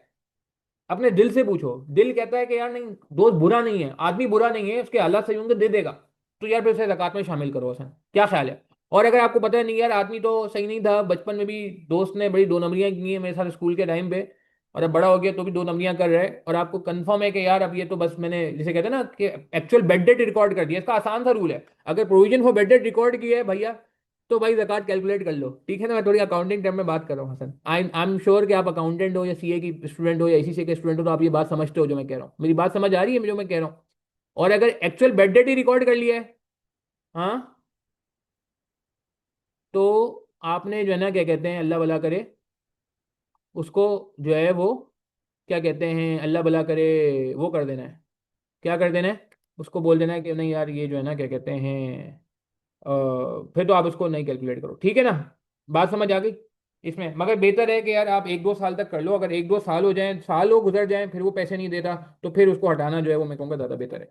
अच्छा, प्रॉपर्टी रेंट से बारे में मैं बता दूं, प्रॉपर्टी जिससे रेंट आता है उसके लिए उस पर ज़कात नहीं है। अगर कोई प्रॉपर्टी है, एक्स्ट्रा प्रॉपर्टी है, सरप्लस प्रॉपर्टी है, जो आपने बेचने की नीयत से ली है, surplus property for sale, sale के लिए रख दी है, सेल के लिए डाल दी है, तो उसको भी यहाँ पे शामिल करना होगा, चाहे वो जितने की भी प्रॉपर्टी। ठीक है, एज्यूम करें अभी यहाँ पे ऐसी कुछ नहीं है, नॉर्मल कैलकुलेशन की बात कर रहा हूँ, बट उसको भी शामिल करना होगा। ठीक है, आपको आसान क्लियर हो गया, आपके जवाब मिल गया।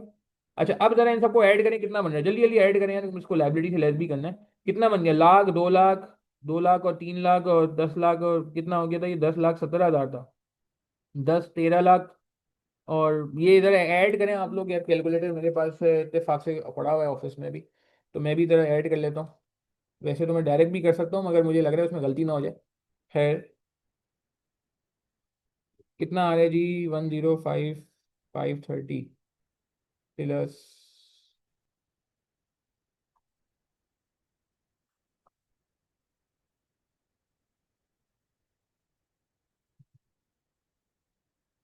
3,112,530। अच्छा अब क्या इस पे ज़कात बन रही है, जवाब दें यस और नो, क्या इस पे जवाब बन रही है, ज़कात बन रही है, यस और नो? हाँ, क्या कहते हैं आप लोग? टोटल एसेट्स कितने आ रहे हैं इसके? 3 मिलियन से ऊपर आ रहे हैं। साहिब निसाब होने के लिए 5 लाख होना चाहिए ना, ठीक है, 5 लाख से ऊपर इसकी वेल्थ बन रही है अभी तक, तो ज़कात बन रही है। मगर इसमें तब क्या करना पड़ेगा, लेस करनी पड़ेंगी लाइबिलिटी। अगर इसकी कोई लाइबिलिटीज है तो लेस करनी पड़ेंगी। लाइबिलिटीज क्या हो सकती है मुझे बताएं, एक इंसान पे लाइबिलिटी क्या हो सकती है? जी। हम्म क्या लाइबिलिटी है आम आदमी की, आप समझते हैं? अच्छा, रेंट पे मैं बात करता हूँ, अगर कोई प्रॉपर्टी से रेंट आता है तो उस प्रॉपर्टी पे ज़कात नहीं है, पहली बात। दूसरी बात ये, रेंट पे भी ज़कात नहीं है, क्योंकि रेंट तो इनकम है ना। मैंने आपको होता है ना, इस्लाम का कॉन्सेप्ट जो है, इनकम पे टैक्स करना नहीं है, वो सेविंग पे टैक्स करना है। अगर वो रेंट सेव होके इस कैश में शामिल हो गया है तो ऑटोमेटिकली वो यहाँ पे बिल्ट इन हो गया। मेरी बात समझ रहे हैं? अगर आपके पेरेंट्स के पास रेंट आता है और वो रेंट जो है मिसाल के तौर पे जो है वो खर्च हो जाता है सारे खर्चों में, और वो बस जो थोड़ा बहुत बचा है वो कैश की फॉर्म में शामिल है, तो वो ऑटोमेटिकली यहाँ आ गया, अलग से उसको शामिल करने की जरूरत नहीं है जक़ात के लिए। यहाँ पे आप देख रहे हैं मैं रेंट शामिल नहीं कर रहा, रेंट यहाँ पे ऐड नहीं होगा, रेंट जीरो होगा। हाँ, रेंट अगर सेव हो गया किसी और फॉर्म में पड़ा हुआ है, ना वो कैश में ना वो डिपॉजिट में, उसके लिए आपने अलग कोई सेविंग अकाउंट, सॉरी, कोई अलग से कोई आपने मीडियम रखा हुआ है, उसको आप किसी और फॉर्म में जमा करते हैं तो वो फिर यहाँ शामिल करना होगा। बट अगर वो इन्हीं फॉर्म में शामिल है तो कोई जरूरत नहीं है। लाइबिलिटीज में कोई लोन लिया हुआ है इंसान ने, अगर लोन फ्रॉम फ्रेंड लिया हुआ है मिसाल के तौर पे 5 लाख रुपए का, पुराना कोई लोन है जी, दोस्त भी नहीं मांग रहा, हम भी कह रहे हैं यार कोई बात नहीं चलाओ। अच्छा, अगर अब बीसी पे बात कर लेते हैं, कमेटी ओपन, कमेटी ओपन हो गई है किसी की, सही है ना, तो रिमेनिंग इंस्टॉलमेंट जो है ना वो आपको माइनस करनी पड़ेंगी। ये किसी ने सवाल किया था जी, याद आ रहा है किस? अगर पहली बीसी आपकी निकल गई है, याद आई बात? पेमेंट, अच्छा इस पे मैं बात करता हूँ। मोहम्मद अहमद खान, अच्छा सवाल है आपका। रिमेनिंग इंस्टॉलमेंट याद आ रहा है किसी ने, मिसाल के तौर पे 5,000 रुपए की बीसी खुल गई, शुरू में ही 20 बीसियां थी टोटल, और उसकी जो है ना एक और उसने यहाँ यहाँ उसकी बीसी थी 5,000 वाली, 10 इंस्टॉलमेंट बाकी हैं, 10 इंस्टॉलमेंट दे दी हैं।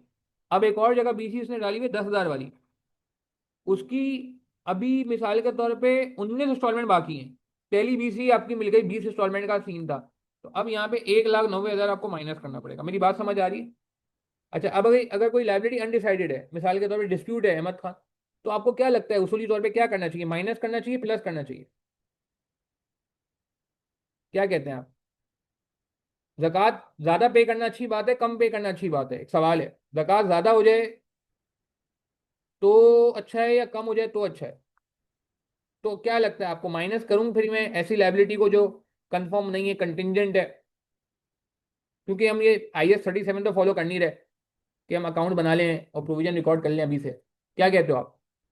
तो ऐसी कोई डिस्प्यूटेड लाइबिलिटी है, यानी कि आपको कंफर्म ही नहीं है कि यार ये मुझे पैसे दूंगा नहीं दूंगा, तो डिस्प्यूटेड लाइबिलिटी को मैं कहूँगा उसूली तौर पे आप कोशिश करें ना रखें, जीरो रखें, ताकि आपकी ज़कात जो है ना वो कम ना हो जाए। क्योंकि अगर आपने यहाँ कुछ भी अमाउंट डाल दी तो अल्टीमेटली जो नेट सेट्स आएंगे और ज़कात वो ज़्यादा आ जाएंगे, वो कम आ जाएंगे ना, अगर आपने माइनस काट दिया तो। क्या ख्याल है? तो कोशिश करें, हाँ अगर कंफर्म में पैसे देने ही है, कंफर्म है, दो से शर्त लगाई थी पाकिस्तान सेमीफाइनल में चला जाएगा और पाकिस्तान तो हार गया, अब शर्त हज़ार के शर्ट लगाना हराम है। अब हम दोस्त को कह रहे हैं शर्ट लगाना तो हराम था, मगर दोस्त बहुत सीरियस है, जज्बाती है, वो घर आ जाएगा पैसे लेने के लिए। वैसे तो खैर अल्लाह माफ़ करे, शर्ट लगानी नहीं चाहिए, शर्ट वाकई हराम है, ठीक है, इसमें मैं मतलब ये मैं मजाक में तो कह रहा हूँ, मगर मैं एक्चुअली बता रहा हूँ, शर्ट वाकई हराम है। पहले ज़माने में, एक ज़माने में जायज़ था, जब हज़रत अबू बकर सिद्दीक ने एक ज़माने में शर्ट लगाई थी, मगर बाद में फिर को मना कर दिया गया। बट बहरहाल अगर कोई ऐसी लाइबिलिटी है जो आपको लगता है कि नहीं यार देनी पड़ेगी, तो वो माइनस होनी चाहिए और फिर वो पे भी कर दें, ज़्यादा बेहतर है, क्योंकि कर्जे के साथ नहीं आपको जो है ना क्या कहते हैं रहना चाहिए। इसमें बड़ा अलग वो आ जाता है, लोन लाइबिलिटी के साथ कोई अगर रहता है तो इस पे अल्लाह माफ़ करे, एक ऐसे पास में साहबी गुजरे जिनका कर्जा था, और अ, किस्से में आता है कि वो उनकी लाइबिलिटी जो है को पे भी नहीं कर पा रहा था, और उनके पास भी कितना माल नहीं था कि वो उनकी लाइबिलिटी पे हो जाए, तो नबी वसल्लम ने उनकी जनाजा नहीं पढ़ाया था, उनका जनाजा नहीं पढ़ाया था। ठीक है ना, तो ये सिर्फ एक तंबी देने के लिए, ये नहीं कि वो अल्लाह ना करे कि कोई जहन्नुम में जाएंगे, ऐसी कोई बात नहीं है, मगर just to give the message कि दैट्स नॉट डिज़ायरेबल कि एक बंदा इस हाल में मरे कि उसके ज़िम्मे कोई कर्ज हो और वो कर्ज पूरा करने के लिए उसके पास उतना माल ना बचा हो, तो दिस इज नॉट डिज़ायरेबल। तो खैर, तो अगर कोई लाइबिलिटी है तो दे दिला के फारिग करें यार, और अगर डिस्प्यूटेड लाइबिलिटी तो उसको जीरो करता है। अच्छा, नेट सेट निकाल लेते हैं, कितना आ रहा है हमारे पास, 3112 530 माइनस 690,000, 12,600 530, ये फिगर आ गई। और इस पे अब 2.5% लगा देते हैं तो हमारे पास ज़कात आ जाएगी 65,563, 0.25 आया है। तो 0.25 को राउंड अप कर दें भाई, ज़कात का एक एक पैसा जो है ना वो अदा होना चाहिए, अल्लाह माफ़ करे, कोई एक पैसा भी ना रोके, इसको ऊपर कर दें, 563 बन रहा है वैसे तो 0.25 हम वो कर सकते हैं, मगर इसको राउंड डाउन कर। क्या ये बात समझ आ गई? ये केस क्लियर है? इसमें कोई सवाल है पूछ लें कि एसेट्स में क्या कोई चीज़ और शामिल हो सकती है या हट सकती है, या लाइबिलिटी में कोई चीज़ शामिल हो सकती है या हट सकती है, इस पर कोई सवाल तो पूछ लें प्लीज़। फिर एक बिजनेस का भी केस देख लेते हैं कि अगर कोई आपका फैमिली बिजनेस है या आपका कोई रिश्तेदार हैं जो आपसे चाह रहे हैं या आप उनको ऑफर करना चाहते हैं कि मैं आपकी ज़कात कैलकुलेट कर लेता हूँ, तो उसके लिए हमें क्या करना होगा, एक दो चीज़ें जो बारीकियाँ हैं जिसका हमें ख्याल रखना होगा वो जरूरी है। यहाँ पे मुझे बता दें, ये यहाँ तक कोई सवाल है, चीज़ समझ आ गई है? गाड़ी इन रेगुलर यूज़ सही है, इस पर ज़कात नहीं है। मोबाइल इन रेगुलर यूज, उस पर ज़कात नहीं है। घर इन रेगुलर यूज, उस पर ज़कात नहीं है। अब आप बोलो कि नहीं जी ज्वेलरी भी रेगुलर यूज में है, ज्वेलरी भी रेगुलर यूज में, लेट से फीमेल्स हैं वो कहते हैं ज्वेलरी मैं तो यूज करती हूँ, लेट से कोई गोल्ड की ज्वेलरी हर वक्त यूज करते हैं कड़े की फॉर्म में या चूड़ियों की फॉर्म में, तो क्या वो एग्जाम्प्ट है? नहीं, गोल्ड के केस में एग्जाम्पशन नहीं है, सिल्वर के केस में एग्जाम्पशन नहीं है। ठीक है, मेरी बात समझ रहे हैं? देखें, अगर कोई पर्सनल एग्जाम्पशन, एक्सक्लूजन क्या है? एक्सक्लूजन है फिक्स एसेट्स इन यूज। ठीक है जी, जो भी एसेट्स इन यूज है, फॉर एग्जांपल कार है, for example property in use है, for example bike in use है, फॉर एग्जांपल फर्नीचर है, चाहे जितना भी महंगा फर्नीचर हो, फॉर एग्जांपल मोबाइल है, फॉर एग्जांपल लैपटॉप है, चाहे जितना भी महंगा लैपटॉप हो। ठीक है, बात समझ आ रही? सही है। अच्छा, एक स्टेटमेंट होती है, बाज़ दफ़ा सर एक स्टेटमेंट होती है ये कि जब हो तब दे देना और ना हो कोई इशू नहीं है। अच्छा, ये तो मैंने बता दिया ना, car given for use in in drive. अच्छा, अब ये सवाल है, car for given for use in in drive, हाँ, इस पे बताएं बाकी लोग क्या कहते हैं, बता दो दिया मैंने वैसे इस पे। सवाल अच्छा है। अगर कोई इन ड्राइव में आपने गाड़ी दे दी है, क्या उस पर ज़कात होगी? सवाल है, इसका मैंने अभी जवाब दिया है इनडायरेक्टली, इसका जवाब मैंने इनडायरेक्टली दे दिया है। इस पे रेंटल वाला ट्रीटमेंट होगा। बहुत सही कहा मोरसली ने, बेहतरीन बात की। नहीं, बिल्कुल इस पे ज़कात नहीं है सारिम, जिस तरह प्रॉपर्टी रेंट पे दी जा रही है तो उस पर ज़कात नहीं है ना। तो प्रॉपर्टी से क्या आ रहा है, रेंट आ रहा है, तो इस गाड़ी से भी रेंट आएगा ना। तो जो रेंट आएगा फिर वो वाला रूल लगेगा, अगर रेंट बच रहा है सारे खर्चे माइनस करने के बाद, कैश वैश की फॉर्म में या बैंक में जो पैसे रखे हैं उसकी फॉर्म में, तो फिर उस पर ऑटोमेटिकली ज़कात कैलकुलेट हो जाएगी, मगर अलग से उस रेंटल पे, उस रेंटल की वैल्यू पे कोई ज़कात नहीं है। ठीक है जी, क्लियर है? और कोई सवाल है? पूछें पूछें पूछें पूछें। अच्छा, हाँ, पूछें, फिर मैं एक बिजनेस की बैलेंस शीट बनाता हूँ बस, फिर हम इसको आपके क्वेश्चंस पे आते हैं, और डिस्ट्रीब्यूशन पे भी आना है बिल्कुल। अच्छा, अब ये बिजनेस वाला काम जल्दी हो जाएगा क्योंकि हमने मेन बात समझ आ गई। बिजनेस की बैलेंस शीट में पहले फिक्स एसेट्स आ जाते हैं। ठीक है जी, फिक्स एसेट मिसाल के तौर पे 10 लाख रुपए के हैं। फिर करंट एसेट आ जाते हैं, करंट एसेट में इन्वेंट्री आ जाती है, लेट से ट्रेडर है, फिनिश गुड्स की इन्वेंट्री आ गई 50 लाख रुपए की। रिसीवेबल आ गया मिसाल के तौर पे 10 लाख, 20 लाख रुपए का। ठीक है, for example advance security deposit आ गया, एडवांस टू सप्लायर आ गया,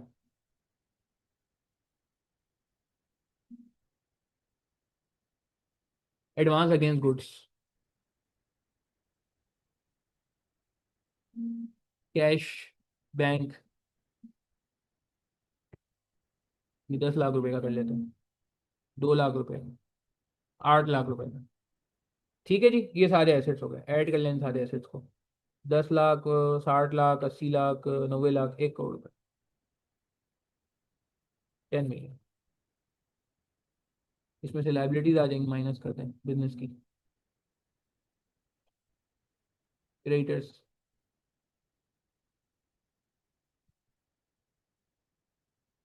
60 लाख रुपए, ये आ गई खुशी।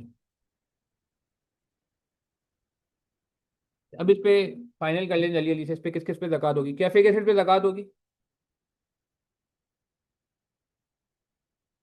रेलिवेंट फॉर ज़कात। ये बैलेंस शीट वापस से बनेगी, जल्दी से बता दें। एक बैलेंस शीट वापस बनेगी, क्या फिक्स एसेट पे ज़कात होती है। फिक्स एसेट जो फर्नीचर है बिजनेस का, सोफ़ा है, एसी है, विंडोज़ हैं, मशीनरी है। हाँ, no, zero, zero. Held for asset fix asset आपने पढ़ा है ना, आईएफआरएस में एक चीज़ होती है held for sale. Held for sale याद आ रहा है किसी को, तो उस पर तो होगी, मगर इस पे नहीं होगी। अच्छा, अब आगे चलें, इन्वेंट्री पे, ये ध्यान में रहे, ये नाजुक मसला है, इसकी मार्केट वैल्यू निकालनी है, market value, not this value. अच्छा मुझे बताएं, आपको लगता क्या है मार्केट वैल्यू कॉस्ट से ज्यादा होती है कम होती है यूजुअली इन्वेंट्री की? हाँ, क्या कहते हैं आप लोग, इन्वेंट्री की मार्केट वैल्यू कॉस्ट से ज्यादा होती है कम होती है? Usually, usually. पार्टिसिपेट करें, देखिए चैट में आप लोग पार्टिसिपेट करेंगे तो मुझे लगेगा हाँ लोग, आप लोग इंटरेस्ट ले रहे हैं और समझ भी आ रही है चीजें। क्या कहते हैं जी, बाकी लोगों का क्या ख्याल है? बिल्कुल सही है, बिल्कुल सही है, बिल्कुल सही है, ज्यादा होती है। क्यों, क्यों ज्यादा होती है, लॉजिक क्या है? हमेशा 99% केस में ज्यादा ही होती है, 1% केस में कम हो जाती है। क्यों? क्योंकि कोई भी बिजनेस लॉस में थोड़ी बेचेगा, बिजनेस करना है उसने, महंगा ही बेचेगा ना भाई, कुछ ना कोई प्रॉफिट तो रखेगा ना। तो इन्वेंट्री को हमें मार्केट वैल्यू यानी कि सेलिंग प्राइस पे रिकॉर्ड करना होगा। अब इसकी सेलिंग प्राइस क्या है, मिसाल के तौर पे ये भाई माशाल्लाह बहुत ज्यादा प्रॉफिट कमाते हैं, इनकी डबल है सेलिंग प्राइस, ये डबल पे बेचते हैं। तो 50 लाख के माल पे फिर आप जो ज़कात कैलकुलेट करोगे ना, वो आप 1 करोड़ यहाँ लिखो, 1 करोड़ लिखोगे। बिल्कुल बिल्कुल। लास्ट ईयर की ज़कात कैसे निकालेंगे इस पे बात कर लेते हैं, इन्फिनिक्स, कोई मसला ही नहीं है। मगर अभी ये बात समझ आ रही है कि आपने, अच्छा ये बैलेंस शीट अगेन ये किस डेट की बनेगी, ये कट ऑफ डेट की बनेगी। अब कट ऑफ डेट से क्या मुराद है, कट ऑफ डेट में मैं वापस एक्सप्लेन नहीं करूंगा, मैं पीछे बता चुका हूँ। कट ऑफ डेट का मतलब है फर्स्ट रमजान भी हो सकता है, फर्स्ट रजब भी हो सकता है, 15 रमजान भी हो सकता है, 19 रमजान भी हो सकता है, 3 रमजान भी हो सकता है। सही है ना, फर्स्ट मुहर्रम भी हो सकता है। ठीक है ना, फर्स्ट मुहर्रम भी हो सकता है कि लेट से फर्स्ट मुहर्रम को ही आपको मिसाल के तौर पे पहली बार इतने पैसे आए थे आपके पास, उससे पहले आपके पास पैसे ही नहीं थे मिसाल के तौर पे। तो आपका कट ऑफ डेट जो होगी ना, उस पर बैलेंस शीट बनेगी। अभी मैं क्लाइंट के पास गया, उसने उधर 28 फरवरी की बैलेंस शीट खोल ली, अभी 2 दिन पहले की, 25 तारीख की, सॉरी 25 तारीख को मैं उसके पास गया, तो मैंने फिर उसको ख्याल आया यार ये तो मैं गलत कर रहा हूँ। मैंने कहा यार 19 तारीख की खोल लो। पहले उसके बाद 19 तारीख की खुल नहीं रही थी बैलेंस शीट सॉफ्टवेयर पर। तो मैंने कहा फिर हमें रिवर्स करना पड़ेगा, जो इन्वेंट्री है प्लस माइनस करके निकालनी पड़ेगी, क्योंकि मेन उसमें इन्वेंट्री थी, करोड़ों रुपए की इन्वेंट्री थी उनकी। फिक्स हेड का मैंने कहा इतना मसला नहीं है, 5-6 दिन में क्या फिक्स हेड होगा, ये पांचवें छठे रोजे की बात है मेरे ख्याल से, 25 तारीख को कौन सा रोजा था यार, उस दिन की बात है ये, शायद छठा रोजा था मेरे ख्याल से। तो खैर, तो कहने का मतलब छठा या सातवां रोजा था। तो मैंने उनको कहा फिर खैर निकल आई सिस्टम से, तो 19 तारीख की हमने बैलेंस शीट निकाली थी, क्योंकि उनका फर्स्ट रमजान कट ऑफ था। मगर मैं ये वापस रिपीट करूँ, हर बंदे का कट ऑफ डिफरेंट हो सकता है। खैर, coming back to the point, receivable पे क्या करेंगे, रिसीबल की वैल्यू रखेंगे, रिसीबल पे ज़कात है या नहीं है? क्या रिसीबल पे ज़कात है? अच्छा, रिसीबल कॉस्ट पे वैल्यू हो रहे होते हैं या ऑटोमेटिकली मार्केट वैल्यू पे रिकॉर्ड हो रहे होते हैं? हाँ, रिसीवेबल जो है वो सेलिंग प्राइस पे रिकॉर्ड हो रहे होते हैं या कॉस्ट पे रिकॉर्ड होता है? हम तो अकाउंटेंट है ना यार, हम तो देखो गलती नहीं कर सकते। क्या लगता है? हाँ, रिसीवेबल तो ऑलरेडी सेलिंग प्राइस पे रिकॉर्ड होता है ना यार, नहीं कॉस्ट पे, अल्लाह नहीं फरदा भाई रिसीवेबल पे क्या एंट्री बनाते हो आप लोग, अकाउंटेंट है आप लोग भाई। Sales credit and receivable debit, तो जितने का सेल करते हैं उतने पे रिसीवेबल रिकॉर्ड होता है ना। क्या ख्याल है? नहीं, तो ये ऑलरेडी एलरेडी आ जाएगा भाई, इसमें कोई बेड डेट है तो वो आपने पहले ही एडजस्ट कर लिया होगा, मैं अज्यूम करें। सही है ना? या कोई आप ऐसा डाउटफुल है जो आपको करना है? सही है, कोई मसला नहीं है, मार्क टू मार्केट नहीं हो गया ये बिल्कुल जी, ये वो वाला रिसीवेबल नहीं है, ये आईएफआरएस वगैरह करने लगा है। मैंने ऐसे ही मजाक में पूछा था, पिटफॉल में आप आ गए। अच्छा, एडवांस अगेंस्ट गुड्स, अब ये इंपॉर्टेंट है यार, एडवांस अगेंस्ट गुड्स समझे एक तरह से आपने गुड्स के लिए एडवांस दिया हुआ है। अब या तो आपको ये पैसे वापस मिलेंगे या आपको इसके बदले गुड्स मिलेंगे। तो इस पे आप देख लें अगर इसकी मार्केट वैल्यू डिटरमिन हो सकती है इस एडवांस की। मिसाल के तौर पे ये समझो एक तरह की एडवांस अगेंस्ट गुड्स को क्या मैं ऐसे कह दूं कि ये गुड्स मेरी हैं। वो अलग बात है कि पड़ी हुई अभी कस्टमर के पास है। नहीं समझे? पेमेंट कर दी मैंने, माल निकला नहीं है, ट्रक बस अभी उसके प्रेमिसेस में है, रिस्क एंड रिवॉर्ड मुझे ट्रांसफर नहीं हुआ। तो इसकी अगर मार्केट वैल्यू निकल सकती है तो मार्केट वैल्यू पे रिकॉर्ड करें प्लीज। ये भी थोड़ा नाजुक मसला है। ठीक है। दिखने को तो कॉस्ट है, हाँ अगर आपको कंफर्म है कि नहीं यार माल तो लेना ही नहीं है, अब ये एडवांस ही वापस आएगा और 10 लाख ही वापस आएगा, 20 लाख नहीं आएगा। देखिए दो केस होगी ना, एडवांस के दो ही केस होंगे, या तो ये सेटल हो जाएगा गुड्स के अगेंस्ट या फिर मुझे ये रिफंड हो जाएगा। अगर रिफंड हो जाएगा तो आप 1 लाख 10 लाख ही रिकॉर्ड कर लो। मेरी बात समझे ना, डिस्प्यूट हो गया जी, माल था ही नहीं, उसने मुझसे एडवांस ले लिया और मैं भी कह रहा हूँ यार एडवांस वापस कर दे भाई, अगर नहीं है माल तो कोई बात नहीं मैं किसी और से लेता हूँ, उस केस में तो 10 लाख आएगा। बट अगर आपको पता है कि नहीं यार ये एडवांस ऐसा था, बस गुड्स मेरी कुछ कुछ कंपनियां होती है ना, वो कहती है एडवांस दो तो हम गुड्स आपको डिलीवर करेंगे, पेमेंट करोगे तो माल चलेगा। सुना है आपने कभी प्रैक्टिकली ऐसा होता है? तो उस केस में फिर आपको जैसे ही चूंकि ये एकता की गुड्स ही हैं, आपके गोदाम पे नहीं पड़ी, उसके गोदाम पे पड़ी है इसलिए एडवांस है, तो फिर आप उसकी मार्केट वैल्यू कैलकुलेट कर लो फॉर द सेफ साइड। क्या ही 2 लाख हो गया, बैंक 8 लाख हो गया। अब आप जरा ऐड कर लें कितनी होगी जी, 1 करोड़ 20 लाख, 1 करोड़ 40 लाख, 1 करोड़ 50 लाख। ओहो, देख रहे हैं आप जी, 1 करोड़ 50 लाख रुपए जो है ना, 15 मिलियन, 1500 लाख नहीं 15 मिलियन। ठीक है, इसमें से क्रेडिटर एज माइनस हो जाएंगे, क्रेडिटर की कोई मार्केट वैल्यू नहीं होती, तो 9 मिलियन पे लगाती हो। क्या ये बात समझ आती है? क्लियर है यहाँ तक बात हमें? इसमें जो इंपॉर्टेंट पॉइंट था वो ये था, और एक ये पॉइंट भी इंपॉर्टेंट हो सकता है, इसमें डिपेंड करता है गुड्स पे मार्केट वैल्यू आनी चाहिए। ठीक है जी। अच्छा, अगर कोई फेक एसेट में ऐसा एसेट है जो आपने बेचने के लिए, एसी है बेचने के लिए डाल दिया है कि फालतू एसी लग रहा है, या लैपटॉप है बेचने के लिए डाल दिया, तो उसमें भी फिर यहाँ पे आपको शामिल करना पड़ेगा। उस केस में जीरो नहीं आएगा। अगर कोई एसेट हेल्ड फॉर सेल है तो उसकी वैल्यू आएगी यहाँ पे अगर। ठीक है जी, क्लियर है बात हमें? बिजनेस की ज़कात के लिए मेरे ख्याल से बहुत आसान सी बात थी। कोई इन्वेस्टमेंट वगैरह की बिजनेस में तो वही शेयर्स की मार्केट वैल्यू आ जाएगी। सही है ना? कोई और लाइबिलिटी है तो माइनस हो जाएगी। गुड्स पोजेशन में नहीं है तो अच्छा अब ये, हाँ अच्छा अब ये भी बिल्कुल सही है अमाद, इस पे बिल्कुल सही बात है। बिल्कुल सही बात है, अगर रिस्क एंड रिवॉर्ड ट्रांसफर नहीं हुआ है, बिल्कुल सही बात है, तो फिर आप इसको 1 मिलियन पे रिकॉर्ड करो। ठीक है ना? अगर रिस्क, और अगर आपने अमानतन उसके बाद रखवाई है, अमानतन समझते हैं? अमानतन समझते हैं कि यार कुछ ऑर्गेनाइजेशन में ऐसा होता है, जगह का प्रॉब्लम होता है, वो तो कह रहे हैं माल उठा लो, वो तो कह रहे हैं माल, मतलब आप इसमें सब्सटेंस देख लो, सब्सटेंस समझ लो। बस मैं इसमें ये चाह रहा हूँ कि हमेशा ये नहीं होगा, बस ये ध्यान में रहे, मेजोरिटी केस में तो यही आएगा, सही बात है।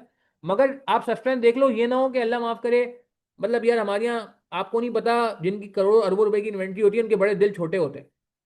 मजाक नहीं कर रहा मैं आपको, मैंने देखा है यार, कुछ लोग ऐसे हैं है करोड़ों रुपए की इन्वेंट्री मगर दिल बहुत छोटे होते हैं। वो बस यार जक़ात 2.5% बहुत बोझ लगता है, अल्लाह माफ करे कुछ लोगों को। तो ये तो दो नंबरी नहीं होनी चाहिए कि मुझे पता है मेरी इन्वेंट्री में आएगी तो देखो मुझे डबल पे रिकात देनी पड़ेगी, और उसकी इन्वेंट्री में है तो चलो मैं एक पे चला लूं। आप मेरा पॉइंट समझ रहे हो? हमारा the intention behind this adjustment is to highlight the issue कि यार अगर किसी ने जानबूझ के ऐसा किया हुआ है और वाकई, तो वो तो फिर डबल पे रिकॉर्ड करे, वो दो नंबरी ना करे। और अगर आपको लगता है कि नहीं यार ये तो जेन्युइन केस है और अभी वाकई उसने गुड्स रेडी भी नहीं किए हैं, अभी उसका वो समझते हो ऑर्डर अभी तो डिस्पैच, तो अभी कहते हैं ना वो अभी तो पिज्जा रेडी भी नहीं हुआ है, अभी तो बन रहा है पिज्जा, मिसाल के तौर पे ये वो वाला एडवांस है कि अभी तो हमारी प्रोडक्ट जो है मैन्युफैक्चरिंग में है, तो फिर 10 लाख पे आ जाएगा। ठीक है ना? But yes there may be circumstances which we need to be alert about ना, मतलब इस पे स्टार बना दो साहब, ये हाईलाइट करती है। ये क्लाइंट से आपको कंफर्म करना पड़ेगा, क्योंकि बहरहाल ऐसे केसेस होते हैं, ऐसे केसेस होते हैं, और बस मैं क्या बोलूँ, कट ऑफ के करीब ज्यादा होते हैं। खैर, इन्वेंट्री पे भाई बहुत से लोग ज़कात ही नहीं देते, बिल्कुल सही बात कर रहे हैं ये। और ये मार्केट वैल्यू वाला कॉन्सेप्ट भी लोगों से लड़ाई करनी पड़ती है भाई, लोग समझते ही नहीं है। नहीं जी वो मैंने तो इतने में लिया है, भाई आपने उतने में लिया था, ये शेयर्स में ही प्रॉब्लम आता है। इनफैक्ट ये गोल्ड में भी कुछ लोगों को प्रॉब्लम आ जाता है कि यहाँ गोल्ड की करंट वैल्यूएशन पे ज़कात देने के जब कहते हैं मैंने तो इतने का लिया था, भाई आज इतने का हो गया, बोला नहीं मैंने बेचा तो नहीं है, बेचूंगा तो तब दे दूंगा, नहीं ये गलत कॉन्सेप्ट है। बेचूंगा तब दूंगा ये नहीं है, आपको आज ही इस पे ज़कात देनी पड़ेगी, भले आपको बेच के ही देनी पड़े गोल्ड ज़कात। क्लियर है ये बात हमें? तो उस केस में अगर लेट से मैं वापस तुम्हारी एग्जांपल पे चले आता हूँ, तो ये 14 मिलियन हो जाएगा और ये 8 मिलियन हो जाएगा। इस पे 2.5% कैलकुलेट। मगर माशाल्लाह बहुत सारे लोग हैं जो दिल से ज़कात देते हैं, और मैं कहता हूँ दिल से ज़कात देनी चाहिए क्योंकि ये फ़र्ज़ है। अच्छा जी, यहाँ तक क्लियर है बात हमें? अच्छा, अब आ जाते हैं ज़रा जल्दी से अपने आखिर के एजेंडों पे, फिर हम बस ख़त्म करते हैं। डिस्ट्रीब्यूशन कट ऑफ डेट पे मैंने बात कर ली है। डिस्ट्रीब्यूशन किस किस को दी जा सकती है ज़कात? ज़कात पेरेंट्स को नहीं दी जा सकती, सही है ना? ज़कात पेरेंट्स को नहीं दी जा सकती। क्या बहन भाइयों को ज़कात दी जा सकती है? क्या लगता है आपको, क्या इस पे रूल्स हैं? एग्रीकल्चर इनकम को मैं ओरली बताता हूँ। एग्रीकल्चर इनकम में दो केसेस हैं। अगर तो आपकी प्योर एग्रीकल्चरल इनकम है, ज़मीन से फसल निकलती है और वो बस एज ए कच्ची फसल जिसे कहते हैं ना, तो उस पर तो आप 10% दो। बट अगर आप मंडियों पे सेल करते हो, यानी कि ट्रेडर हो और मंडी में जाके माल सेल करते हो, खुद जाके आप ट्रेडिंग करके आते हो, तो उस केस में फिर जो इन्वेंट्री बची होगी इस पे ज़कात होगी। जो इन्वेंट्री बची होगी ना, इन्वेंट्री समझते हैं, जो अनसोल्ड आपके पास वेजिटेबल्स और फ्रूट्स होंगी, उस पर ज़कात होगी। अच्छा, इन्वेंट्री पर, हाँ अच्छा ये बात हो गई। अब जी बताएं ज़रा, क्या हम बहन भाई को ज़कात दे सकते हैं? दे सकते हैं, बिल्कुल। बिल्कुल डिपेंडेंट को दे सकते हैं। देखें, नहीं, अपने आप बच्चों को और पेरेंट्स को तो नहीं दे सकते, ठीक है। मगर बहन भाइयों को ज़कात दे सकते हैं। मगर उस केस में भी कहते हैं कि ऐसा ना हो कि अगर कोई जॉइंट फैमिली है और शेयरिंग ऑफ एक्सपेंसेस होता है, मिसाल के तौर पर, मतलब ऐसा नहीं करना है कि वो घूम फिर के आपको ही मिल जाए वापस। घूम फिर के आपको मिल जाए मतलब ये कि लेट से आपके साथ एक मिसाल के तौर पे भाई है, वो आपके साथ रहता है जॉइंटली। अब आपने क्या किया कि ज़कात का अमाउंट उसको दे दिया, और आपको पता है कि ये ज़कात का अमाउंट जो मैं इसको दे रहा हूँ, लेट से वो एलिजिबल भी है। अच्छा, ज़कात किसको दी जा सकती है? पहले हम एलिजिबल की बात करते हैं। वो बंदा जो साहिब निसाब नहीं है ना, उसको ज़कात दी जा सकती है। हर वो बंदा जो साहिब निसाब नहीं है, उसको ज़कात दी जा सकती है, ठीक है ना? उसको ज़कात दी जा सकती है। मेरी बात समझ आ रही है? मगर वो पेरेंट्स ना हो आपके, ना कोई आपके इमीडिएटली डिपेंडेंट्स हो। कोई पेरेंट्स अपने बच्चों को नहीं दे सकते, बच्चे अपने पेरेंट्स को नहीं दे सकते। बहन भाइयों को ज़कात दी जा सकती है अगर वो साहिब निसाब नहीं है कोई। मगर उसमें प्रॉब्लम आ जाएगा। मैं एक छोटा सा केस बता रहा था कि लेट से आपको पता है कि जो मैं ज़कात दे रहा हूँ अपने भाई को, ये बाद में घर के एक्सपेंस में कंट्रीब्यूट करेगा और इनडायरेक्टली डायरेक्टली घर पे ही लगनी है, और उसका बेनिफिशियरी मैं भी बन सकता हूँ। तो उस केस में फिर आपको अवॉइड करनी चाहिए। आप मेरी बात समझ रहे हैं कि अगर लेट से आपने किसी भाई को अपने ज़कात दे दी, और वो भाई आपके लेट से एक्सपेंस में कंट्रीब्यूट भी करता है, साहिब निसाब नहीं है बिकॉज ऑफ लोन वगैरह, उसके पास कोई लोन वोन चढ़ा हुआ है, कर्जा चढ़ा हुआ है, मगर बहरहाल वो कंट्रीब्यूट करता है, और वो कंट्रीब्यूट करेगा तो उसका बेनिफिशियरी आप भी हो सकते हो ना। मतलब कंट्रीब्यूशन तो जॉइंट होता है। तो उस केस में भी बेहतर है कि आप कोशिश करो कि ऐसे किसी उसमें ना करो आप। बट अगर आपको पता है कि नहीं यार, उसने भाई ने इससे कंट्रीब्यूट नहीं करना, उसने अपना कोई कर्जा वर्जा जो तो बेचारे का वो उतारना है, ठीक है, या कोई दूसरा काम करना है जिसके आप बेनिफिशियरी नहीं हो, तो आप उस केस में ज़कात दे दो। ये अगेन थोड़ा सा एक कॉम्प्लेक्स केस था, तो मैंने ये पहले डिस्कस कर लिया। बहरहाल पहले ये ध्यान में रहे, जो बंदा साहिब निसाब नहीं है उसको ज़कात दी जा सकती है। और साहिब निसाब का मतलब क्या है कि उसके पास नेट वेल्थ, उसकी नेट वेल्थ, नेट सेविंग 554,000 कितना था? 554 कितना था भाई? ऊपर कहीं हमने निकाला था उस दिन के रेट के हिसाब से, 554033। इसके पास नेट 554033 जो है ना, इतना अमाउंट अगर बनता है सेविंग का, नेट सेविंग का, तो उस पर ज़कात जो है वो नहीं दे सकते। इससे कम बनता है तो उसको ज़कात दे सकते हैं। एक बंदा है, उसके पास बहुत बड़ी गाड़ी है, ये बहुत बड़ी नहीं गाड़ी है, नॉर्मल गाड़ी, सही है, जो कि आपको लग रहा है कि यार ये गाड़ी जो है ना वो 10 लाख रुपए की, तो क्या उसको ज़कात दी जा सकती है? सवाल है। हम्म। वैसे तो जरूरतमंदों को देनी चाहिए, मगर एक बात है, सवाल सवाल है ऐसे, 10 लाख रुपए की गाड़ी है इस बंदे के पास, क्या हम उसको लगा दे सकते हैं? सिर्फ चेक कर रहा हूँ कि आपको कितना समझ आया। जवाब तो दें, यस और नो में जवाब दे दें भले, बस और कुछ नहीं जवाब देना। एक बंदा है, उसका 10 लाख रुपए वाली गाड़ी है, क्या हम उसको ज़कात दे दें या नहीं दे सकते? क्या गाड़ी को देख के डिसाइड कर सकते हैं? सवाल है मेरा। नहीं दे सकते, नहीं नहीं डिसाइड कर सकते। उसकी वजह है क्यों? क्योंकि यार गाड़ी तो यूज में है ना, पर्सनल एसेट है इतना का, जो कि ज़कात के साहिब निसाब की वर्किंग में नहीं आता। साहिब निसाब की वर्किंग में नहीं आता, इस वर्किंग में वो शामिल नहीं होता, पर्सनल एसेट नहीं आता साहिब निसाब की वर्किंग, मैंने आपको बता दिया, ठीक है। तो गाड़ी को देख के आप नहीं डिसाइड कर सकते। हो सकता है उस बंदे पे लोन हो सकता है उस बंदे के और कोई एसेट्स ही ना हो, ठीक है। बहरहाल ज़कात देने के लिए आप कोई नीडी देखें, ज़रूरतमंद देखें, ताकि जो मेन गिस्ट है, अच्छा ज़कात के लिए एक और बहुत इंपॉर्टेंट है कि आप नीडी देखें मगर उसको आप ओनर ही बनाएं। यानी कि आपने उसको ज़कात दी ये कह के कि बेटा आपने इसे जो है ना मोबाइल ही लेना है, ये लैपटॉप ही लेना है, या आपने राशन ही लेना है, बाउंड नहीं कर सकते आप उसको। अच्छा, ज़कात क्या हमेशा कैश में देना जरूरी है, ये एक सवाल है। नहीं, जरूरी नहीं है। आप कैश भी दे सकते हैं और इन काइंड भी दे सकते हैं, यानी कि राशन की फॉर्म में भी दे सकते हैं, मगर कुछ भी आप दें उसमें आप उसको ओनर बनाएं। ओनर समझते हैं कि मालिक बना दें। अब वो राशन बाद में बेच डाले साला, मतलब मैं समझाने के लिए कह रहा हूँ मैं, मतलब ऐसे वो नहीं है, ऐसे बंदे को नहीं देना चाहिए जो आपको पता है कि यार बेच देगा, मगर एक बात कर रहा हूँ कि वो ओनर बन गया। अब वो उसका जो दिल चाहे करे, आप उसे बाउंड नहीं कर सकते कि नहीं जी ये राशन तुम एक हफ्ते बाद इस्तेमाल करना, आज नहीं इस्तेमाल करना, आज तुम पुराना राशन इस्तेमाल कर लेना, या ये राशन जो है वो तुम जो है ना कि किसी को दोगे नहीं, तुमने ही इस्तेमाल करना है खाली, या ये राशन तुम अपने सिर्फ जो है ना वालदेन को देना और किसी पे नहीं खर्च करना। ऐसे कोई रिस्ट्रिक्शन नहीं ला सकते। आपने कोई चीज उसको दे दी, अब वो ओनर है, अब वो उसका मालिक हो गया। अब ये नहीं हो सकता कि आप उसको बोलो कि यार क्या कहते हैं ये जो है ना इस तरह से कर लो, नहीं, ओनर का मतलब है अब उसकी मर्जी। हाँ, आपको ज्यादा डर है, आप कैश ना दो, आप उसको इन काइंड दे दो। अगर आपको लगता है कि नहीं यार कैश वो किसी और गलत कामों में इस्तेमाल कर लेगा और वेस्ट कर देगा और उससे आप अपने जो है ना फैमिली को सपोर्ट नहीं करेगा, तो आप उसे इन काइंड भी दे दो, मगर जो भी आप उसे दोगे वो एज अ ओनर दोगे। एक तो ये बात हो गई। दूसरी बात ये है कि एक बात और क्या मैं कहने वाला था, मेरे जहन से निकल रही है यार, कि एक तो आपने ये करना है कि उसको मालिक बनाना है। दूसरा ये साहिब निसाब नहीं होना चाहिए, ये बात हमने कर ली है। और फैमिली मेंबर्स को भी दे सकते हैं, हाँ। ये बात बड़ी इंपॉर्टेंट है कि जो कुछ मसरफ ऐसे हैं जिसमें ज़कात नहीं दी जा सकती, ओनर बनाना जरूरी है, इसमें बड़ी इंपॉर्टेंट पॉइंट है। आप किसी बंदे को ज़कात दोगे, किसी इंडिविजुअल को ज़कात दोगे, ठीक है, और वो ज़कात सिर्फ और सिर्फ नीडी बंदे पे जो साहिब निसाब नहीं है उस पर लगनी चाहिए। अब यहाँ पे कुछ चीज़ें ऐसी हैं जो थोड़ी सी कॉन्फ्लिक्टिंग है, उसका हमें थोड़ा ख्याल करना होगा। ठीक है, अगर साहिब निसाब नहीं है कोई बंदा, सही है, हाँ सही, तो उसको ज़कात देंगे। अगर साहिब निसाब है तो वो फिर तो खुद ज़कात देगा ना, फिर तो ज़कात पेयर हो गया, रिसीवर नहीं हुआ ना, रिसीवर नहीं हुआ।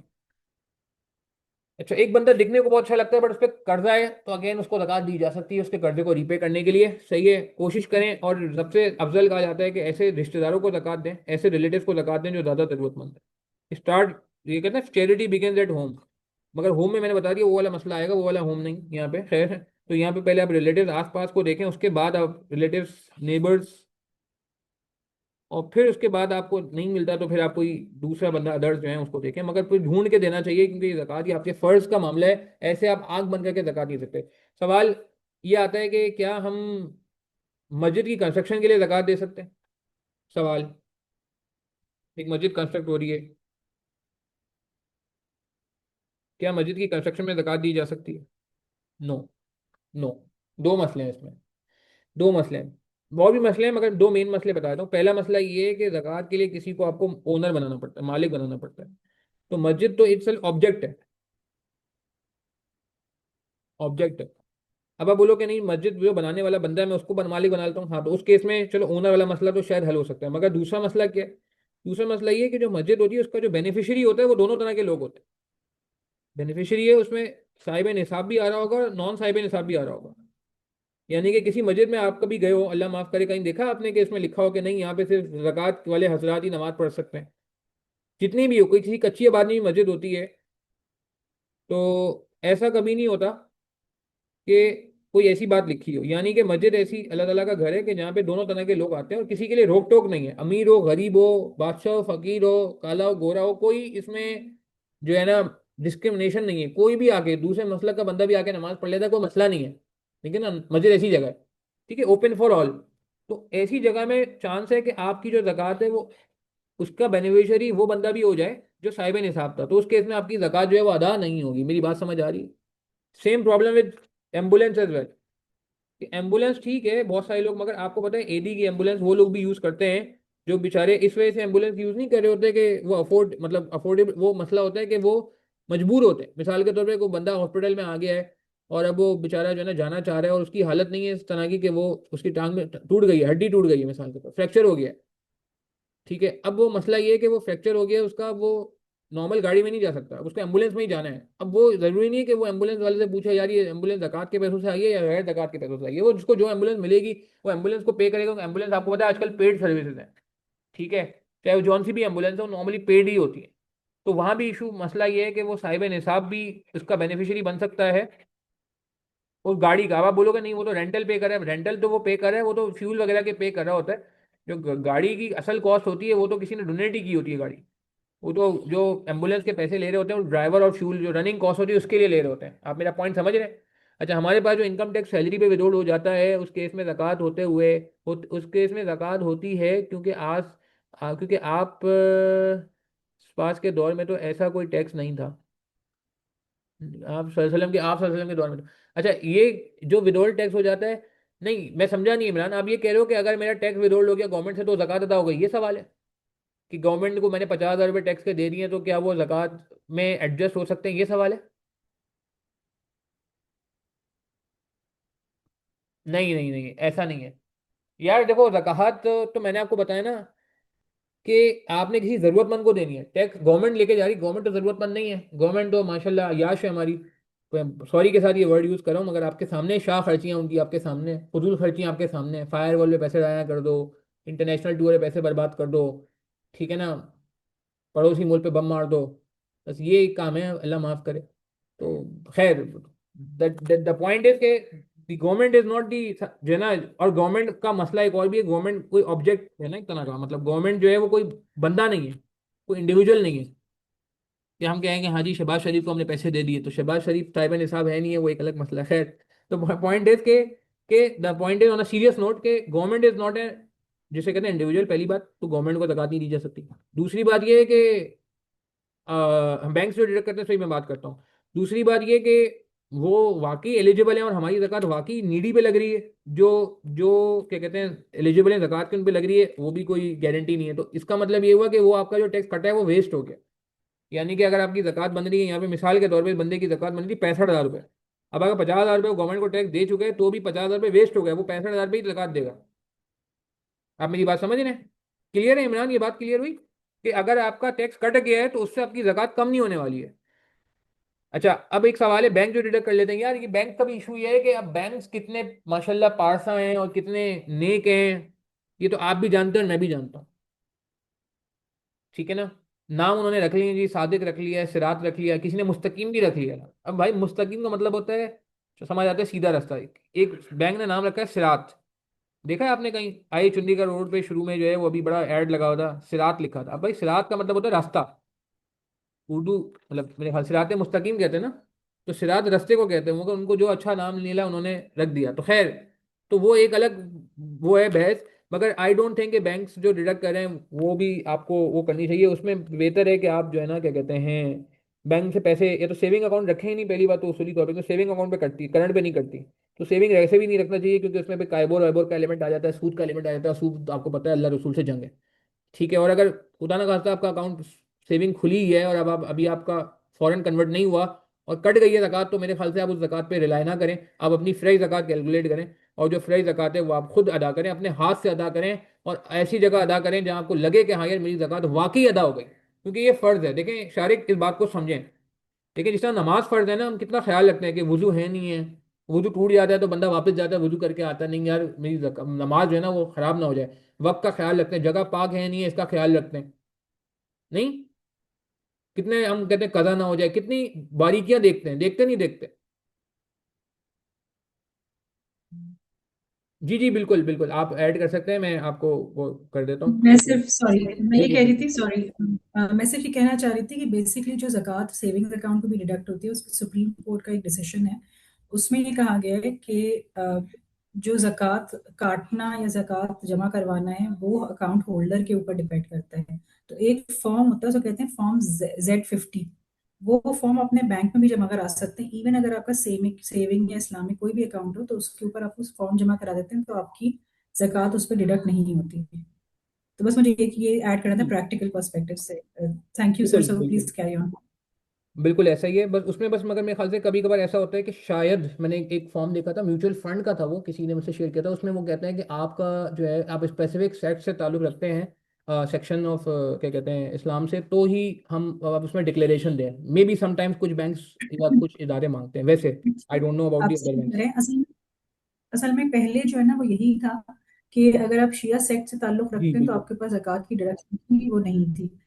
लेकिन उसके ऊपर फिर सुप्रीम कोर्ट का एक जजमेंट आया था, सो कुछ लोगों ने लॉ को चैलेंज किया था और उसके ऊपर सुप्रीम कोर्ट का जजमेंट आया था। तो सुप्रीम कोर्ट ने ये कहा था कि ज़कात जो है वो टैक्स पेयर या जो अकाउंट होल्डर है वो खुद ही, ये ज़कात पेयर है वो खुद ही डिसाइड करेगा, तो आप इस पे ना करें। तो अब जो फॉर्म होता है ना हमारे पास, जो वो स्टैम्प पेपर पे होता है, स्टैम्प पेपर पे लिखा होता है कि मेरा मेरा ताल्लुक फ़िक़्ह फलाना फलाना से है और मैं जो है वो ये कह रहा हूँ कि मैं खुद अपनी ज़कात की जिम्मेदारी ले रहा हूँ, तो मेरी ज़कात ना काटी जाए। तो अब ये फॉर्म जमा होता है, ये आफ्टर सुप्रीम कोर्ट के जजमेंट। Perfect perfect. तो ये आज के दौर में अगर हम 2026 की बात करें तो दैट फॉर्म इज मतलब 100% applicable and we can fill this form and avoid deduction of ज़कात। ठीक है, चलें, ज़बरदस्त। अच्छा जी, तो आई थिंक हमारे जो एजेंडे थे वो हमने डिस्कस कर लिए हैं। ओवरऑल बेनिफिट टू सोसाइटी में हमने बात कर ली कि मल्टीप्लायर इफेक्ट आ जाएगा एंड एक मतलब सर्कुलेशन ऑफ वेल्थ हमारा बहुत अच्छा हो जाएगा, और माशरे में जो क्राइम्स हैं अनफॉर्चुनेटली जो अनइक्वल डिस्ट्रीब्यूशन ऑफ वेल्थ की वजह से हो रहे हैं वो हमारे कम हो जाएंगे। और कुछ लोग यहाँ तक ये भी कहते हैं कि अगर बिल्कुल सही फेयर तरीके से लोग ज़कात अदा कर दें और वो सही तरह लोगों तक डिस्ट्रीब्यूट भी हो जाए तो शायद जो पॉवर्टी के प्रॉब्लम्स हैं इस्लामिक कंट्रीज़ में वो सारे के सारे ख़त्म हो जाएं। बट अनफॉर्चुनेटली कैलकुलेशन में भी प्रॉब्लम है और डिस्ट्रीब्यूशन में भी प्रॉब्लम है, जिसकी वजह से ये जो डिफरेंस है वो बढ़ता जा रहा है और वो डिफरेंस जो है कम नहीं हो रहा। ये दैट्स फ्रॉम माय पार्ट। बाकी आई थिंक कंक्लूडिंग रिमार्क्स के लिए ma'am over to you, you can जिसे कहते हैं conclude. That's from my side. किसी का कोई थैंक यू सवाल सो है तो मच। आप मुझसे पूछ लें। Thank you very much, sir. Ji That was a very insightful and structured session. I think you explained beautifully how zakat is not just about intention. It requires clarity, understanding, and proper financial discipline. Especially for students and young professionals, this discussion was extremely valuable. For those who joined late, I want to introduce Sir Saud Tariq again. Sir Saud Tariq is a partner at ST& Co. and co-founder of Taxman. He has extensive professional experience in taxation, advisory, and corporate matters. He actively teaches students of CA, ACCA, and ICMA, mentoring future professionals not just in technical knowledge but also in ethical responsibility. Now, on the behalf of CASA, I would like to sincerely thank you for taking your time and sharing your knowledge with us. At CASA, our aim is to create platform where students not only grow technically but also develop ethical awareness. And session like this truly help bridge that gap. Sir, we are very grateful for your guidance today.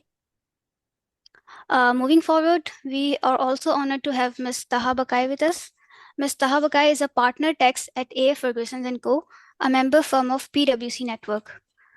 In addition, she is an active member of Southern Regional Committee SRC ICAP and recently appointed as Chairman CASA South for the tenure of 2026-27. She is also associated with Pakistan Institute of Taxation and actively contributes to professional education and development in the field. Her extensive experience across corporate advisory, professional experience, and leaderships make her perspective extremely valuable for today's discussion. Ma'am, we are honored to have you with us. To conclude our session, we are expecting Ms. Taha Bakai to share her closing remarks. Over to you, ma'am. Thank you very much, Eamon. First of all, I attended the session very briefly, and Sir Saud, a huge thanks to you for giving so much clarity to all the people here. आपने बहुत अच्छे से, बहुत सादा तरीके से समझाया, बहुत सिंप्लीफाई करके चीज़ों को समझाया, and so really I'm really grateful to you और बहुत बहुत शुक्रिया आपका इस contribution का। दूसरा शुक्रिया जो मैं अदा करना चाहूँगी, that is for the Kasa team, Abdullah, Tahreem, आप सब जो कासा के मेंबर्स हैं उन सबका बहुत शुक्रिया कि उन्होंने इस तरह का सेमिनार अरेंज किया। मैं अपनी बात अगर करूँ तो ज़कात जो ऐसी चीज़ है ना, बिकॉज हम जब आर्टिकल्स में तब तो हम इतने पैसे अर्न नहीं करते, बट थोड़े बहुत अर्न कर रहे होते हैं तो उसमें हमें ज़कात का ये कॉन्सेप्ट नहीं होता। बट जैसे जैसे हम इंशाल्लाह, आप लोग भी जब वर्किंग लाइफ में आते हैं और जब आप लोग काम करना शुरू करेंगे तो आपकी ज़ाहिर है इनकम लेवल बढ़ेगा और आप सबकी, हम सबकी ज़कात एलिजिबिलिटी अल्हम्दुलिल्लाह हो जाती है। तो उस सिचुएशन में जो ट्रांजिशन है ना, उसके लिए इस तरह के वेबिनार्स और इस तरह की जो गैदरिंग्स हैं ये बड़ी इंपॉर्टेंट होती हैं, ताकि आपको पहले से ही अपनी चीज़ों का अंदाज़ा हो। और जो जिस तरह से सऊद साहब ने समझाया तो उससे और मुझे लगता है आप लोग को काफ़ी क्लैरिटी आई होगी। दूसरी बात है कि जो ज़कात की जो ब्यूटी है ना, वो मेरे हिसाब से ये है कि कहीं पे भी सारी दुनिया में आप चैरिटी को देखें ना, तो चैरिटी जो है इट इज़ सिनोनिमस टू एहसान। यानी अगर आप किसी को चैरिटी देते हैं तो आप उसके ऊपर एक एहसान कर रहे हैं। बट इस्लाम में ज़कात की ब्यूटी ये है कि ज़कात is not considered as an एहसान। ज़कात is the givers responsibility, the payers responsibility. ये ज़कात का सवाल लेने वाले से नहीं होगा कि तुमने क्यों लिया ज़कात, उससे भी होगा कि तुमने क्यों लिया अगर साहिब निसाब नहीं है, निसाब नहीं है। ये सवाल देने वाले से ज़्यादा है कि आपने किस तरह से ज़कात कैलकुलेट करी, सही तरह से ज़कात दी, और एक बंदे को उसका मालिक बना के विदाउट एनी स्ट्रिंग्स अटैच, जिसको हम कहते हैं, without any ifs and buts, without any conditionalities, आपने उसको ज़कात दी और उसका मालिक बनाया। तो इसकी जो ये जो ब्यूटी है, ये किसी और चैरिटी में कि किसी और फॉर्म में मौजूद नहीं है जिस तरह की ज़कात में मौजूद है कि जिम्मेदारी के हिसाब से आपको ज़कात देनी है। So I think this is the beauty of the religion. This is the beauty of this entire concept. And thank you all once again for attending this session. And thank you once again, Sir Saud, for having you here. And thank you for inviting me here for these closing remarks.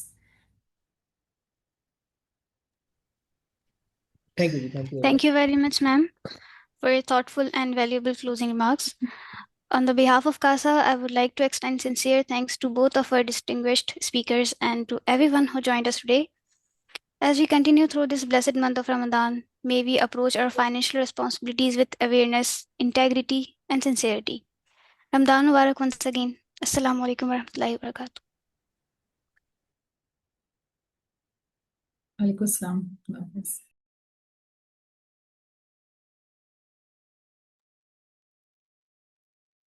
Thank you very much. Thank you all.